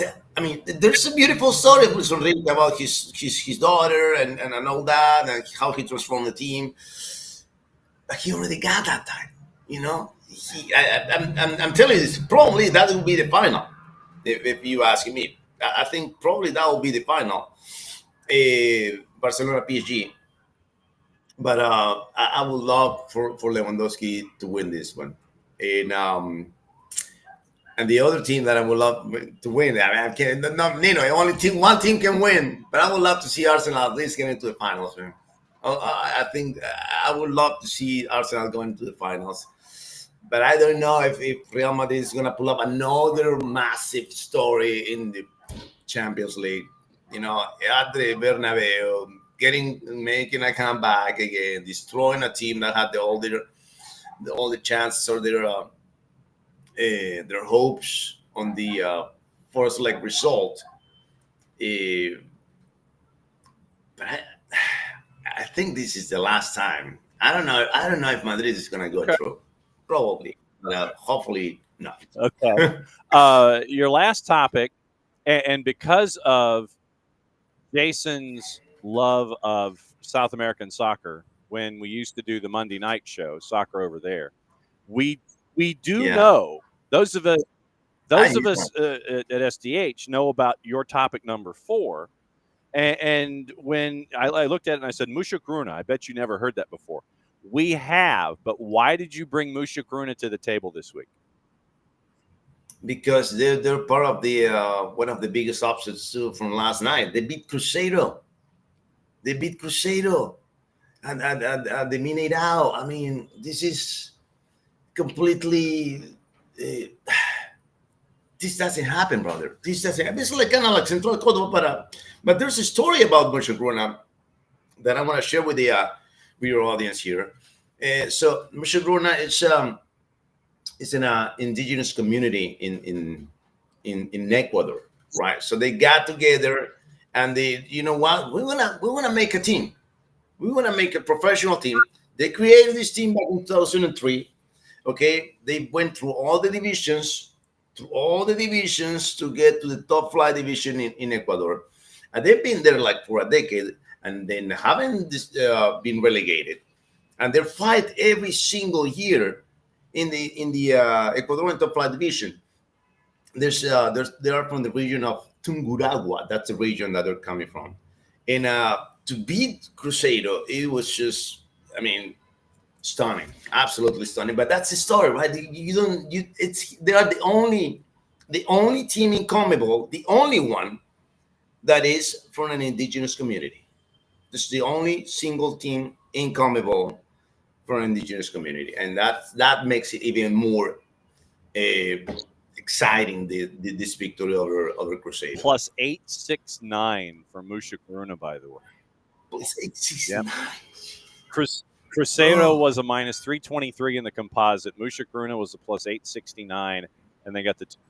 Damn, $50 on Musha Karuna, $50 on Central Córdoba. Man, I'll be in Cancun right now. Man. And you'd be showing us the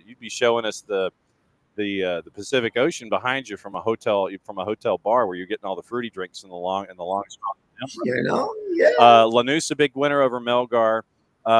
Once Caldas was an underdog on the road at a plus 220. They beat Española. Huracan, no problems at a minus 204. Palestino, a plus 218. Got the win against Unión de Santa Fe as a home dog. America de Cali and Corinthians drew at a plus 197. Godoy Cruz, a minus side, big win. Vasco, a minus 526, a win. Caracas and Cienciano, a plus 209 on the draw.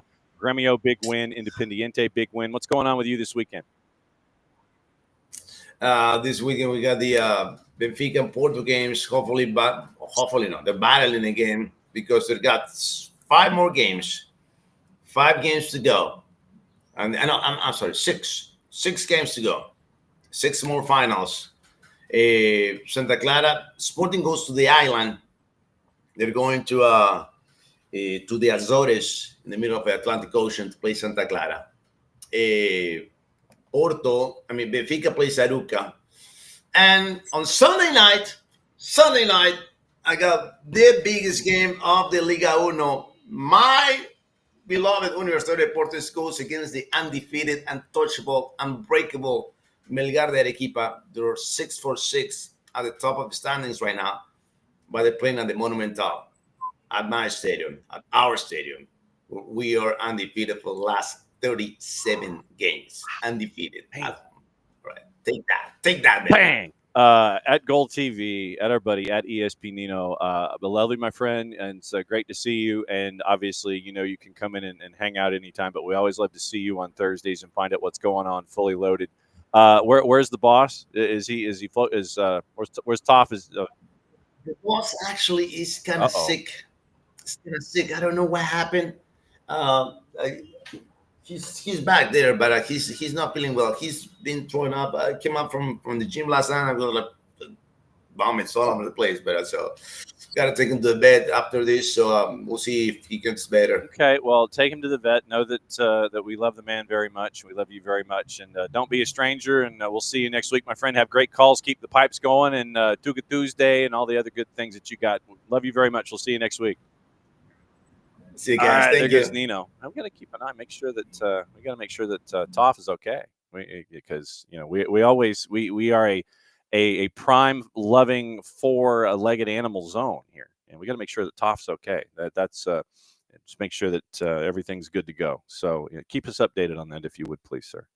And but yeah, it's like I said, it's cool to be able to have half hours like that with Nino, where we can literally tour the planet, and we go from Europe to find out what's going on in Portugal and Champions Leagues. We find out what's going on with Libertadores and Sudamericana and all the upsets. But yeah, literally a +869 and a +923. You get you put $50 down on each one of those. You're in good shape. That's a good 50 on an 823. It's like it's 400. I think 400 plus there, and then another 4. Yeah, so you'd be up like $850 if you just did 50 on each. I think that's how that math worked, because when we tried to do a thing with juice boxes and competitions on soccer over there, they tried to have me in charge of all the numbers and who was winning the most. And Jason pulled that away from me because I didn't know how to do the math. And so I was banned from doing the books when it came to our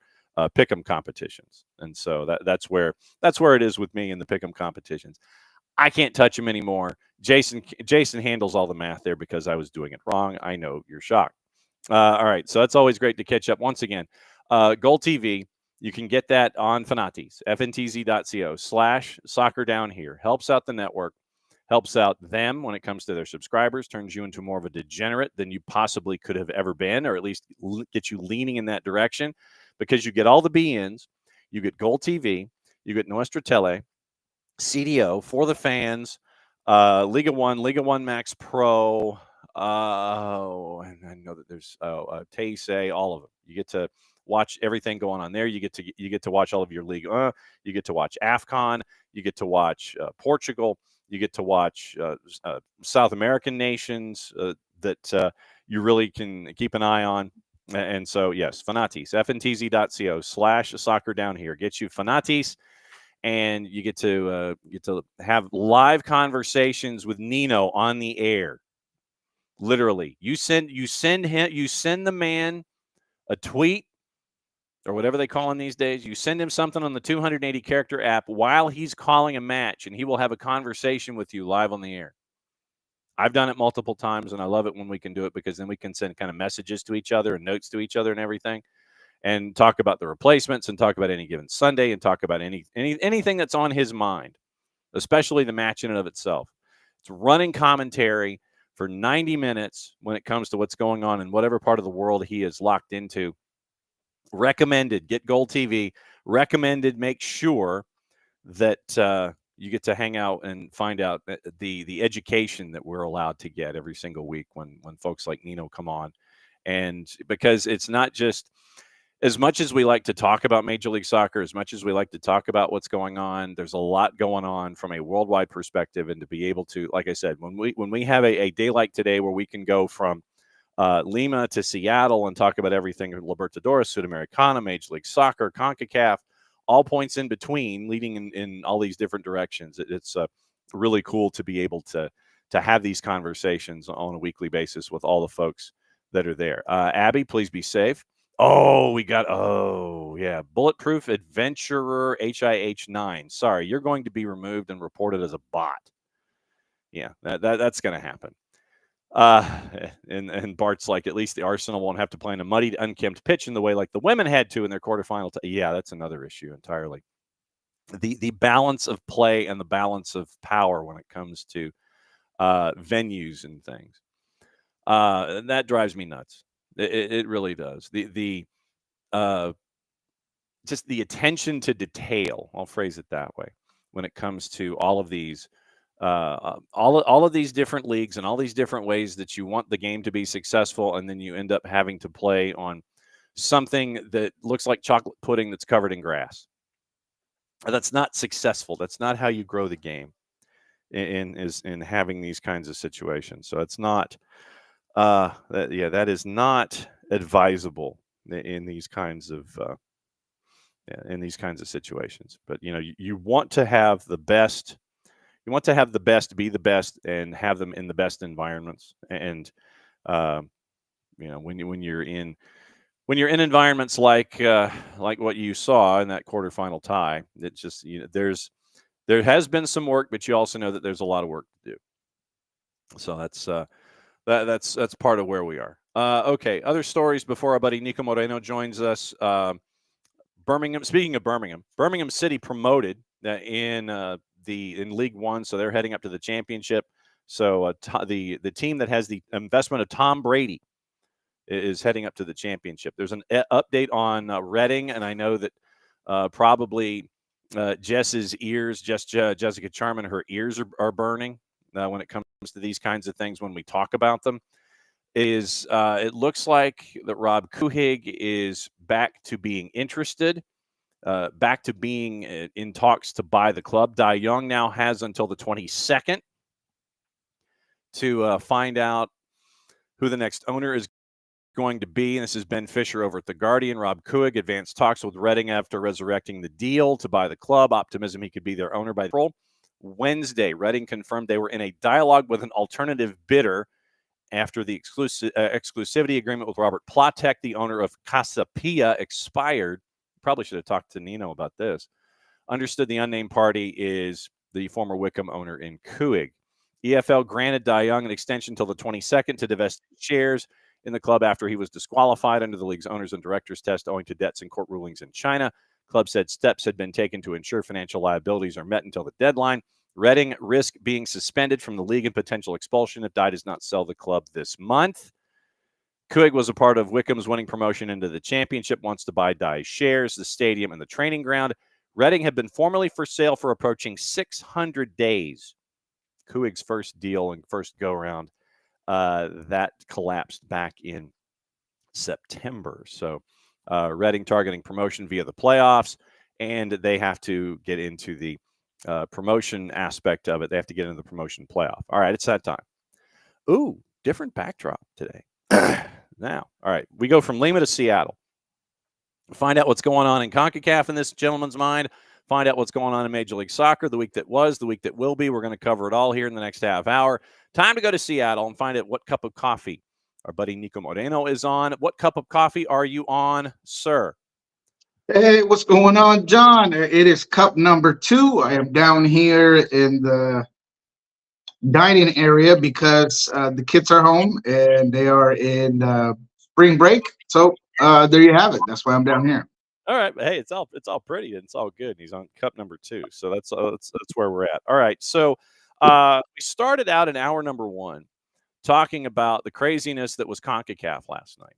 And it was probably a bit of a late night for you having to watch Cascadia on display. And then before that, it was LAFC and Messi and friends. And I went over the numbers of both Oscar Ustari and Messi last night.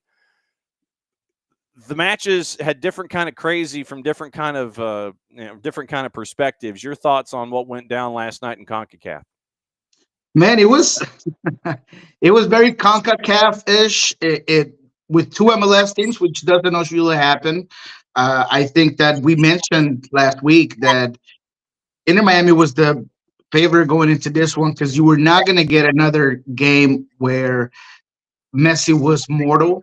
And regardless of how well systematically LAFC plays sometimes, it feels like there's a need for one more X factor in that attacking end. And Danny Bouanga can't do it all. Danny Bouanga cannot be the only one responsible for scoring goals. It seems like he's the only dangerous player that's consistently getting into those spaces to be dangerous. And in this one, even though LAFC started on the front foot and they put Miami on their heels and they score first, the away goal that they needed is what they get right off the bat. And even then, they're unable to kill the game. And Javier Mascherano said it after the game. Once I figured that it was the 25th, 30th minute and LAFC had not finished us off, I knew that we could get back into this game. And that's what happened. Little by little, there's that goal that gets invalidated because Messi doesn't wait for the referee to blow the whistle, but it kind of gives that hope, that feeling of we can do this to Inter Miami. And after that, it was all Inter Miami. And credit to Javier Mascherano again, that he's a coach that I did not feel like had the career or the certifications, if you will, right, to handle this Inter Miami. But he did a great, man. I mean, that three-man build out that he kind of put together there. At times it was Redondo, at times it was Cello with Noah Allen and Falcone. It was just so fluid. It had so many components. It allowed Jordy to just be basically another winger. There was so many numbers moving forward for Inter Miami in the second half, and you give Messi too many chances, and he's gonna come get you. He's gonna bite you. Great goal for the equalizer. They built off of that. Then in the second one, did Redondo put his head on it or not? It doesn't matter. You're putting balls into dangerous positions, and then to finish off the game, absolute handball. Don't know what you're thinking with your hands out there like that inside the 18. Messi puts it away. End of story. LAFC does try to get back into this game in the last 10 minutes or so. Little too late. There's no way that you're getting back into this one. And Inter Miami goes through. Definitely the favorite in this one. And I'll spend less time on the Vancouver game, although they deserve every single credit for being relentless, man. Because look, they were. I thought they were the better team against Pumas because they were playing their game. Pumas certainly had a lot of chances.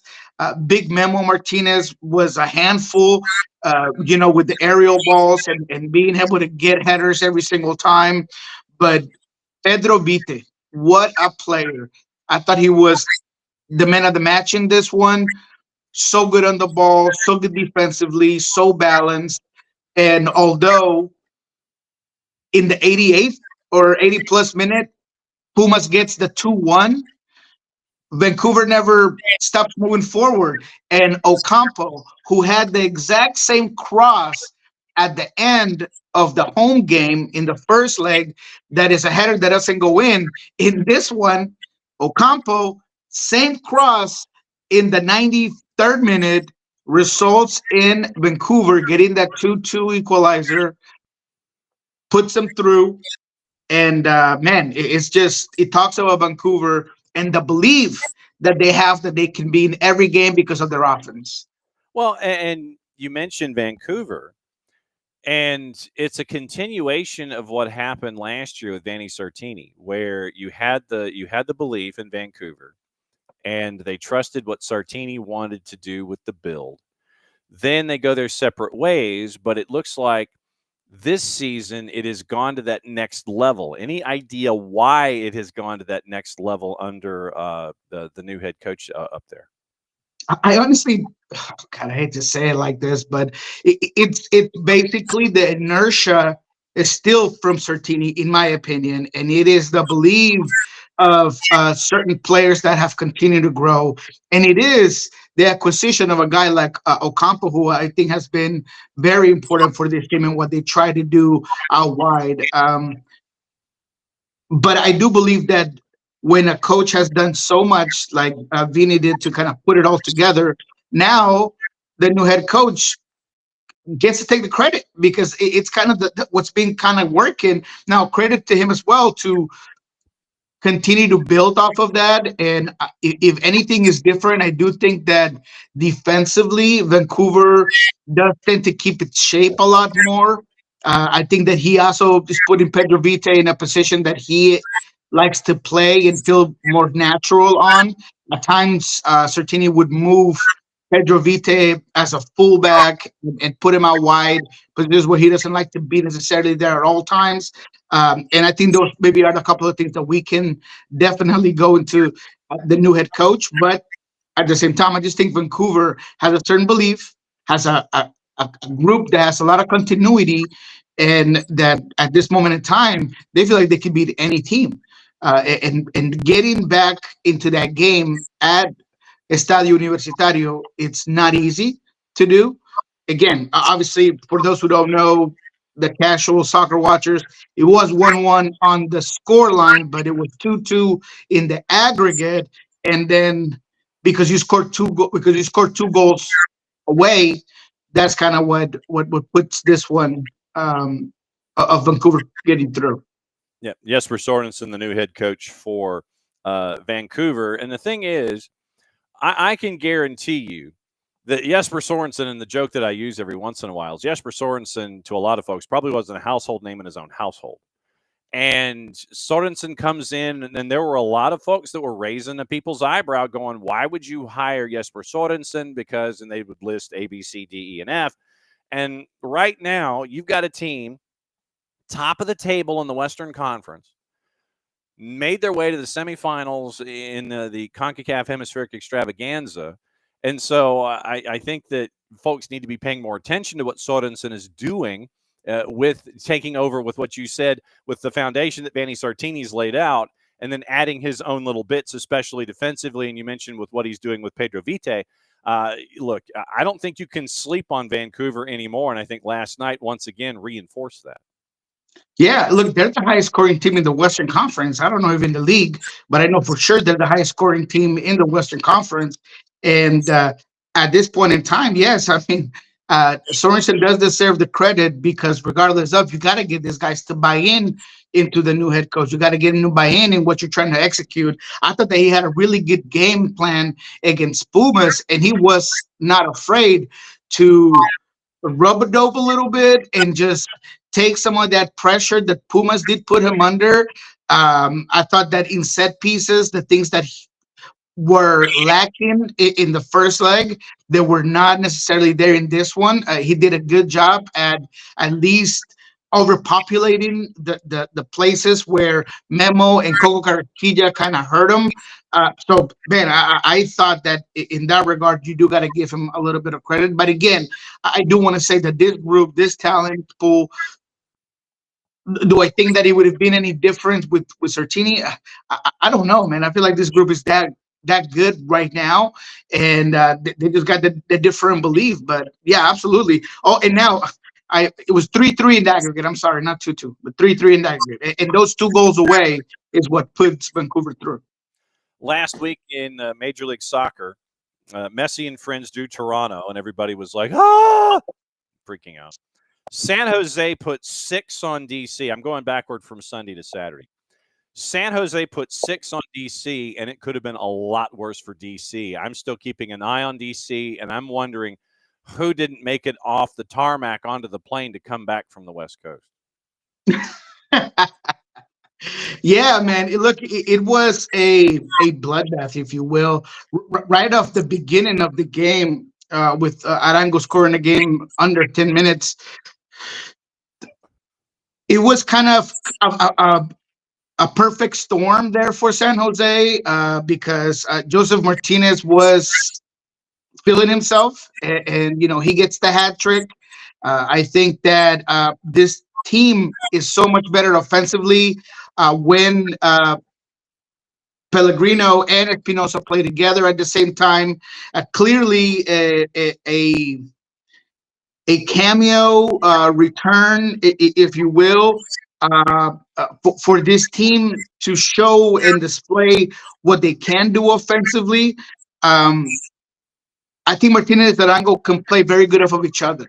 And if they can continue to build off of that, you can squeeze the last drops of potential that Martinez has, and he can be a killer in front of goal. You just got to get him the ball there, and you got to work with him so defensively he doesn't have to do so much, right? You want to keep his level of energy. You got to sustain him.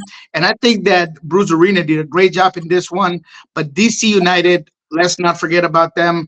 Complete disaster. I mean, they could not hold the ball in possession. They could not limit. It seemed like San Jose was cutting through their midfield like a knife through butter. I mean, it was so simple. There was nothing that San Jose was doing that I think was very complicated to figure out. The triangles and the way they were moving the ball, but DC just had no idea. DC has no one in that midfield that can get you the ball back. They don't have a disruptor. They're too spread out. They're just a team that has a lot of holes right now. All right, what the heck happened in the 3-0 loss to San Diego with Seattle?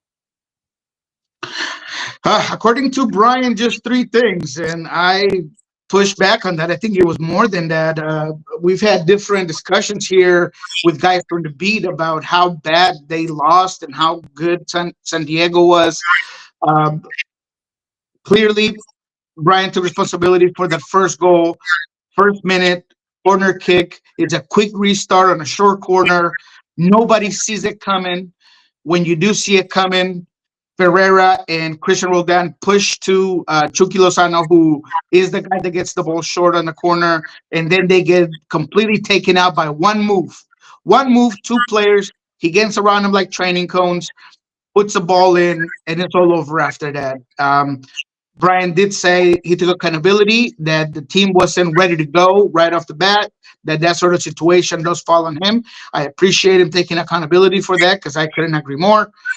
We knew going into this game, and I said it here and I said it everywhere that I was on, and I'm just some dude that watches soccer, and I knew that restarts and set pieces is what San Diego likes to do to take advantage of games. That's where they have an edge on teams. They don't well, it's not that they don't expect it. They just do it very well. And there was a couple of times in this one. One was a free kick before the first half where there's a ball that comes in behind Rienzi, Costa Rienzi, and it almost leads to a Chucky Lozano goal. So I like that Brian said that. Clearly, the Georgie Manungu experiment up top does not work. I'm very concerned about this. If Brian is more willing to try Georgie up top at the 9 rather than playing with Jesus Pereira at the 9, that says a lot about what Brian thinks or doesn't think of Jesus Pereira up top. Brian kind of mentioned that, it didn't really work, but, George is not really a 9. Oh, but Jesus not really a 9. He could play up there, is what he said. Don't like that quote. Because, and I had a back and forth with Craig Weibel just a week ago where I told him, look, the need for this team was striker. So Jesus Pereira, you brought him in, sure, as a versatile player, but, you kind of mentioned that he could play the 9 at elite level, and that just doesn't seem to be the case. So in this one, against San Diego, that did not work. Jesus Pereira still looked a little bit lost. The pressing by Seattle was a little bit too high, in my opinion. They were able to, San Diego was able to just play through that press, but they lost the game in transition. Transition was by far the easiest way San Diego scored.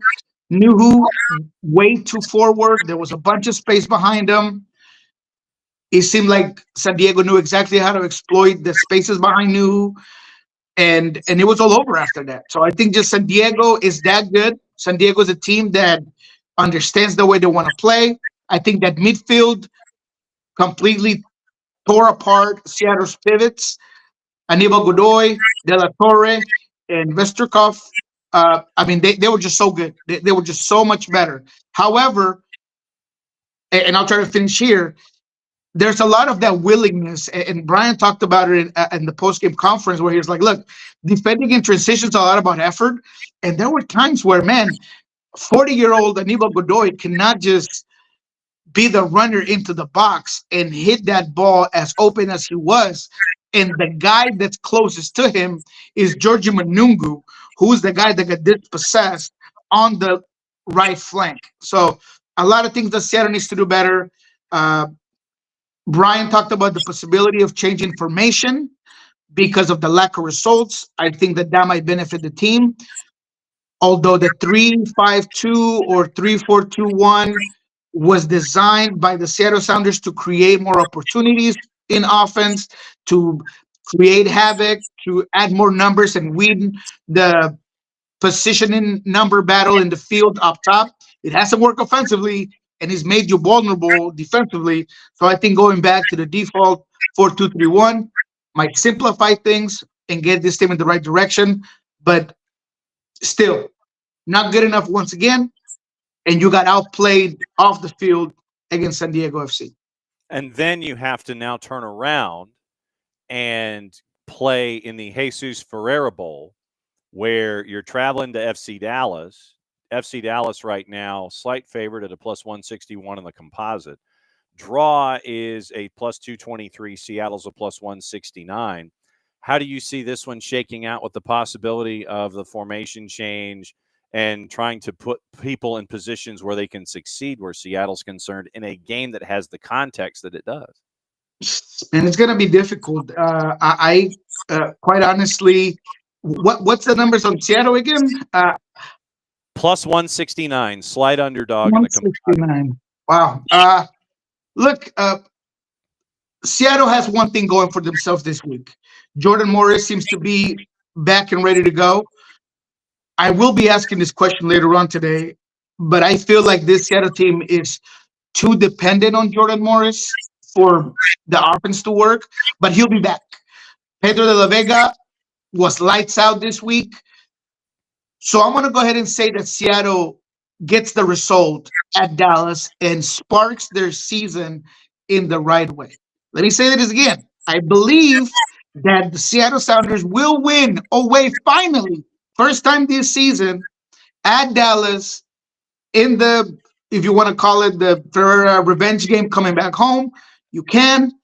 I believe in Ferreira's talent as a player. I think that he has the potential to be a good player for this team. If you play him under Jordan Morris with Pedro de la Vega next to him in that build out of having two camps behind Jordan, that's what worked in the preseason. So I think it'll work in this one if that's what Brian decides to go with. But I think that Seattle has enough to beat a Dallas team that, look, to be honest, surprised me against Atlanta. So maybe I'm giving the Sounders a little too much credit. But I feel like this game, in my gut, feels like Seattle could win it. All right, let's run through the rest of them and cliffhanger. Once again, you want to start talking about something you can. We'll save Atlanta and New England to the end. Toronto and Minnesota United. Toronto is a home dog. Go watch something else. Like Atlanta and New England, which is going to start 15 minutes later. 4:30 Eastern. Purple team hosting Red Bulls. Purple team's a minus 128 at home. Red Bulls are a plus 336 on the road. What's the draw? Draw is plus 268 in the composite. Well, yeah, give me the draw. Give me the look. Orlando City's been good. I'm not gonna lie about that, but so has New York City. I mean, I'm so sorry, New York Red Bulls. I'm gonna get killed over here. New York Red Bulls have been good as well. Very compact, very balanced. And I think this one is going to be one of those things where you kind of eliminate each other on the field, and it ends up being maybe not a boring game, but one with not a lot of scoring opportunities. So I'm going to go with the draw in this one. All right. So then you go past that one. CF Montreal finally gets a home game. They've said that the weather, I guess, is more than 10 degrees Fahrenheit. So they're going to get a home game, and it's going to be Charlotte. Charlotte, by the way, is a dog at Stade Saputo at a plus 195. DC at home. DC at home favored against FC Cincinnati at a plus 131. Hold on, what? Uh-huh. I'm staring at it right here. Right here. Oh, no. In the composite. From our friends. Cincinnati hasn't been good by any, stretch of the imagination compared to what they have. But give me Cincinnati on that one without a doubt. Plus 185 for Cincinnati. DC United at home is a plus 131 in the composite. So you jump on that now before they figure out that this is a line mistake, as the kids say. Also, it is a plus 185 for FC Cincinnati. NYC and Philadelphia. NYC, I think they are playing at the U12 pitch at Yankee Stadium. I think that Philadelphia is a plus 189 on the road at NYC, who's a plus 127. I don't want any of that, but I will say this. I was surprised that Philadelphia let go of Gosdog. I mean, he was a player that I felt kind of was the one creative player there for that team. He did so much in the scoring end. He just had a feel for goal. I don't know how they're going to replace him. I looked at that roster yesterday, and I hope they have a guy in mind because they're going to need him. Vancouver coming off of the win in the advancement in the CONCACAF Hemispheric Extravaganza. At home, 4:30 Eastern time start. 4:30 local time start, 7:30 Eastern. Vancouver hosting Austin FC, and they're favored at a minus 109. After playing yesterday, turning around, and they're going to play Wednesday, Saturday, and they're favored at home at a minus 109, taking on Austin FC. And what are Austin's numbers? Plus 293. Yeah, I'm going to take Austin on that one. Again, they're going to have to rest some players. They were once again stretched out to the very last minute. That midfield, Cubas, Vite, they have to be absolutely exhausted. I would hope that you rotate in this one. And you got to think about the next game in CONCACAF Champions Cup as well. You don't want to get anybody hurt, overexert. So, yeah, give me Austin. Yep, right there with you. Nashville to -120 hosting RSL at a +304. Colorado at home, a +139 hosting San Diego, who's a +175. San Diego at Colorado. San Diego is the dog at a +175 right now. Wow, that's crazy too. Look, looks like there's an opportunity for some nice parlays this time around. If you don't want to go too far into it, but man, look, there's some sure stuff right there for me. Like I said, that Cincinnati game is good. The San Diego game seems to be another almost lock. Austin seems like a lock. Give me all those games. Look, I don't want to disrespect Colorado. Fine team. They've done some things.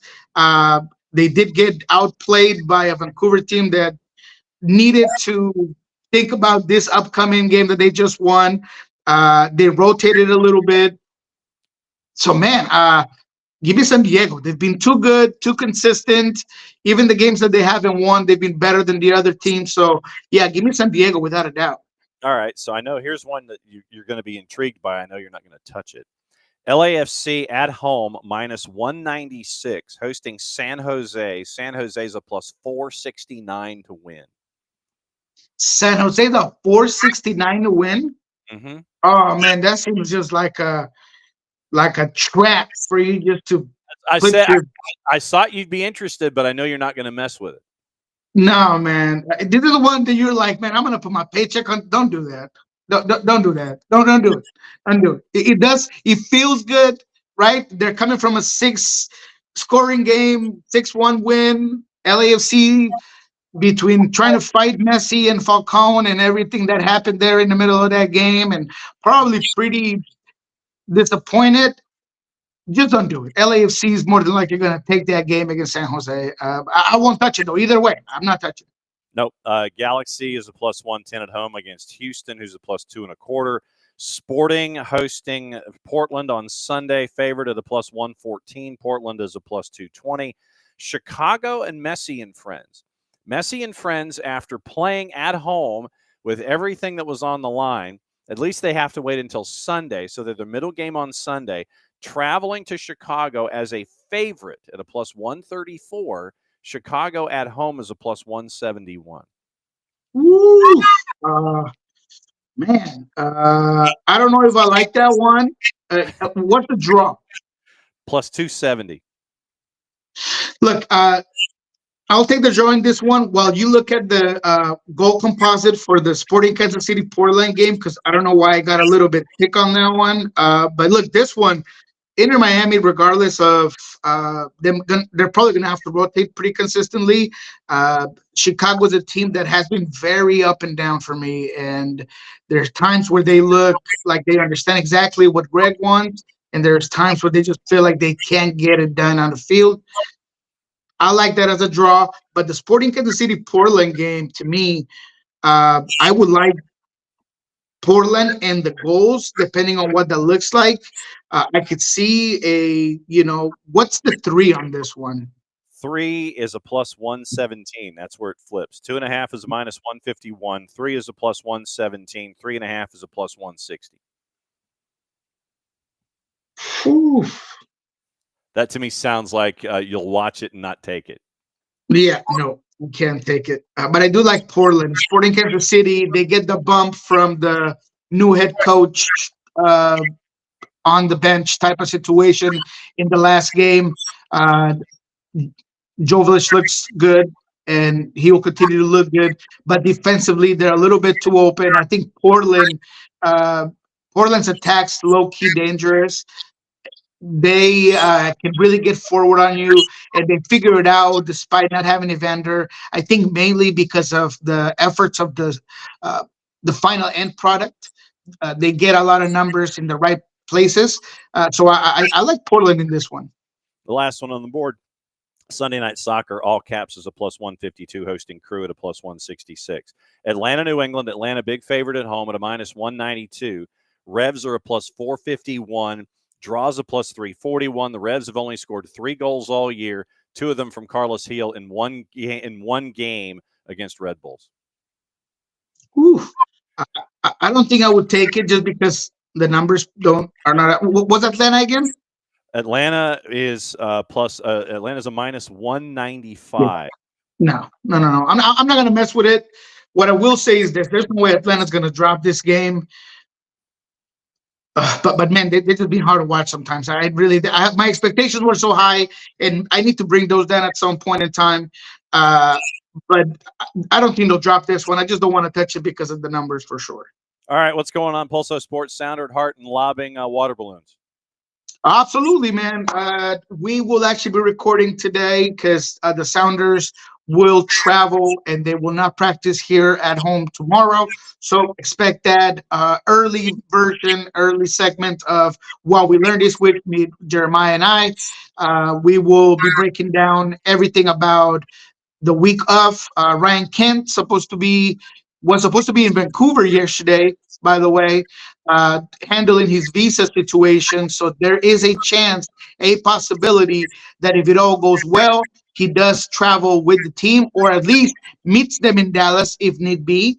And I don't know, maybe you get to see the first Ryan Kent debut. That's going to be very interesting because he's looked absolutely lights out. So go ahead and wait for that pot today with Jeremiah and I. Will break it all down, give you guys any updates that we'll find out today. On Monday, of course, Love and Scorchers kickoff with Ari. That's been a big success. People seem to really like it, really appreciate everybody's support on that. And on Pulso Sports, everything that we've heard from coaches, from players all week long, that's been on Pulso Sports. Go ahead and check it out. As always, my friend, great to see you on Thursdays. Go enjoy your second cup of coffee. We will catch up with you over the weekend. Enjoy the Jesus Ferreira, Paul Arriola revenge game, and we will catch up with you next week. All right, John, man. You take it easy, man. You the man, man. This show gets better every time I get on here, man. You the man. Well, it's because of us. We hang out.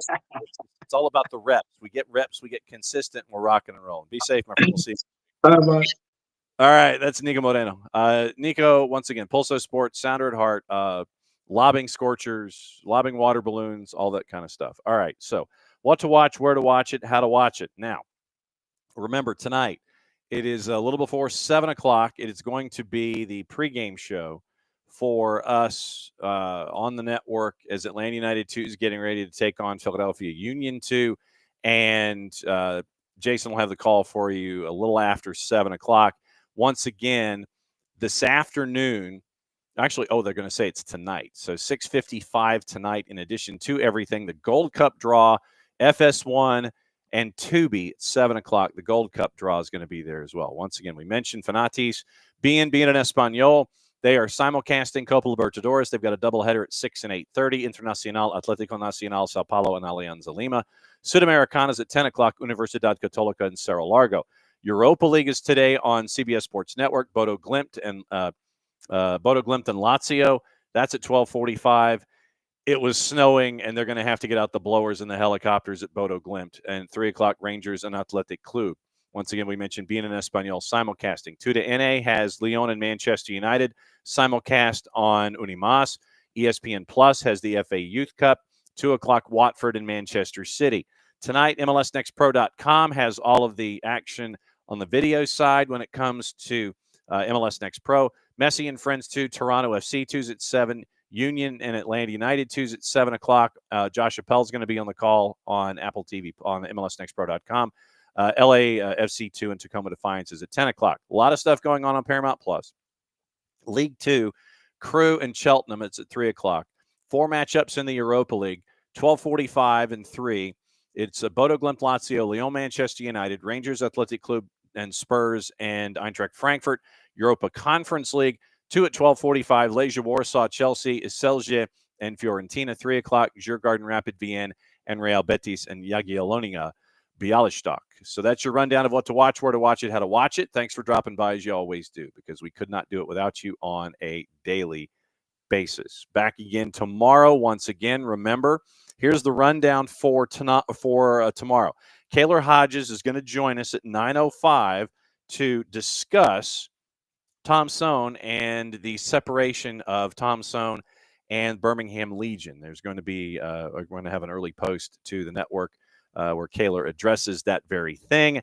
That'll be up for a quick hitter on all of the podcatchers, and you'll be able to listen to that later this afternoon.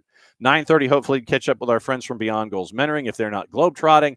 10:15, Brad Feldman, the voice of the Revs, is going to be with us to discuss everything Revs, and we'll have Weekend Whip Around, patent pending, trademark coming, and the Hour of Chaos enveloped in and around Brad Feldman for your Friday. Once again, Friday, high school, Denmark, South Forsyth, at South Forsyth on the network as well. And then everybody gets up early, heads down to Mercedes-Benz for Atlanta United and the Revs. So that's another go-round here of SDH. Thanks for coming by, as you always do.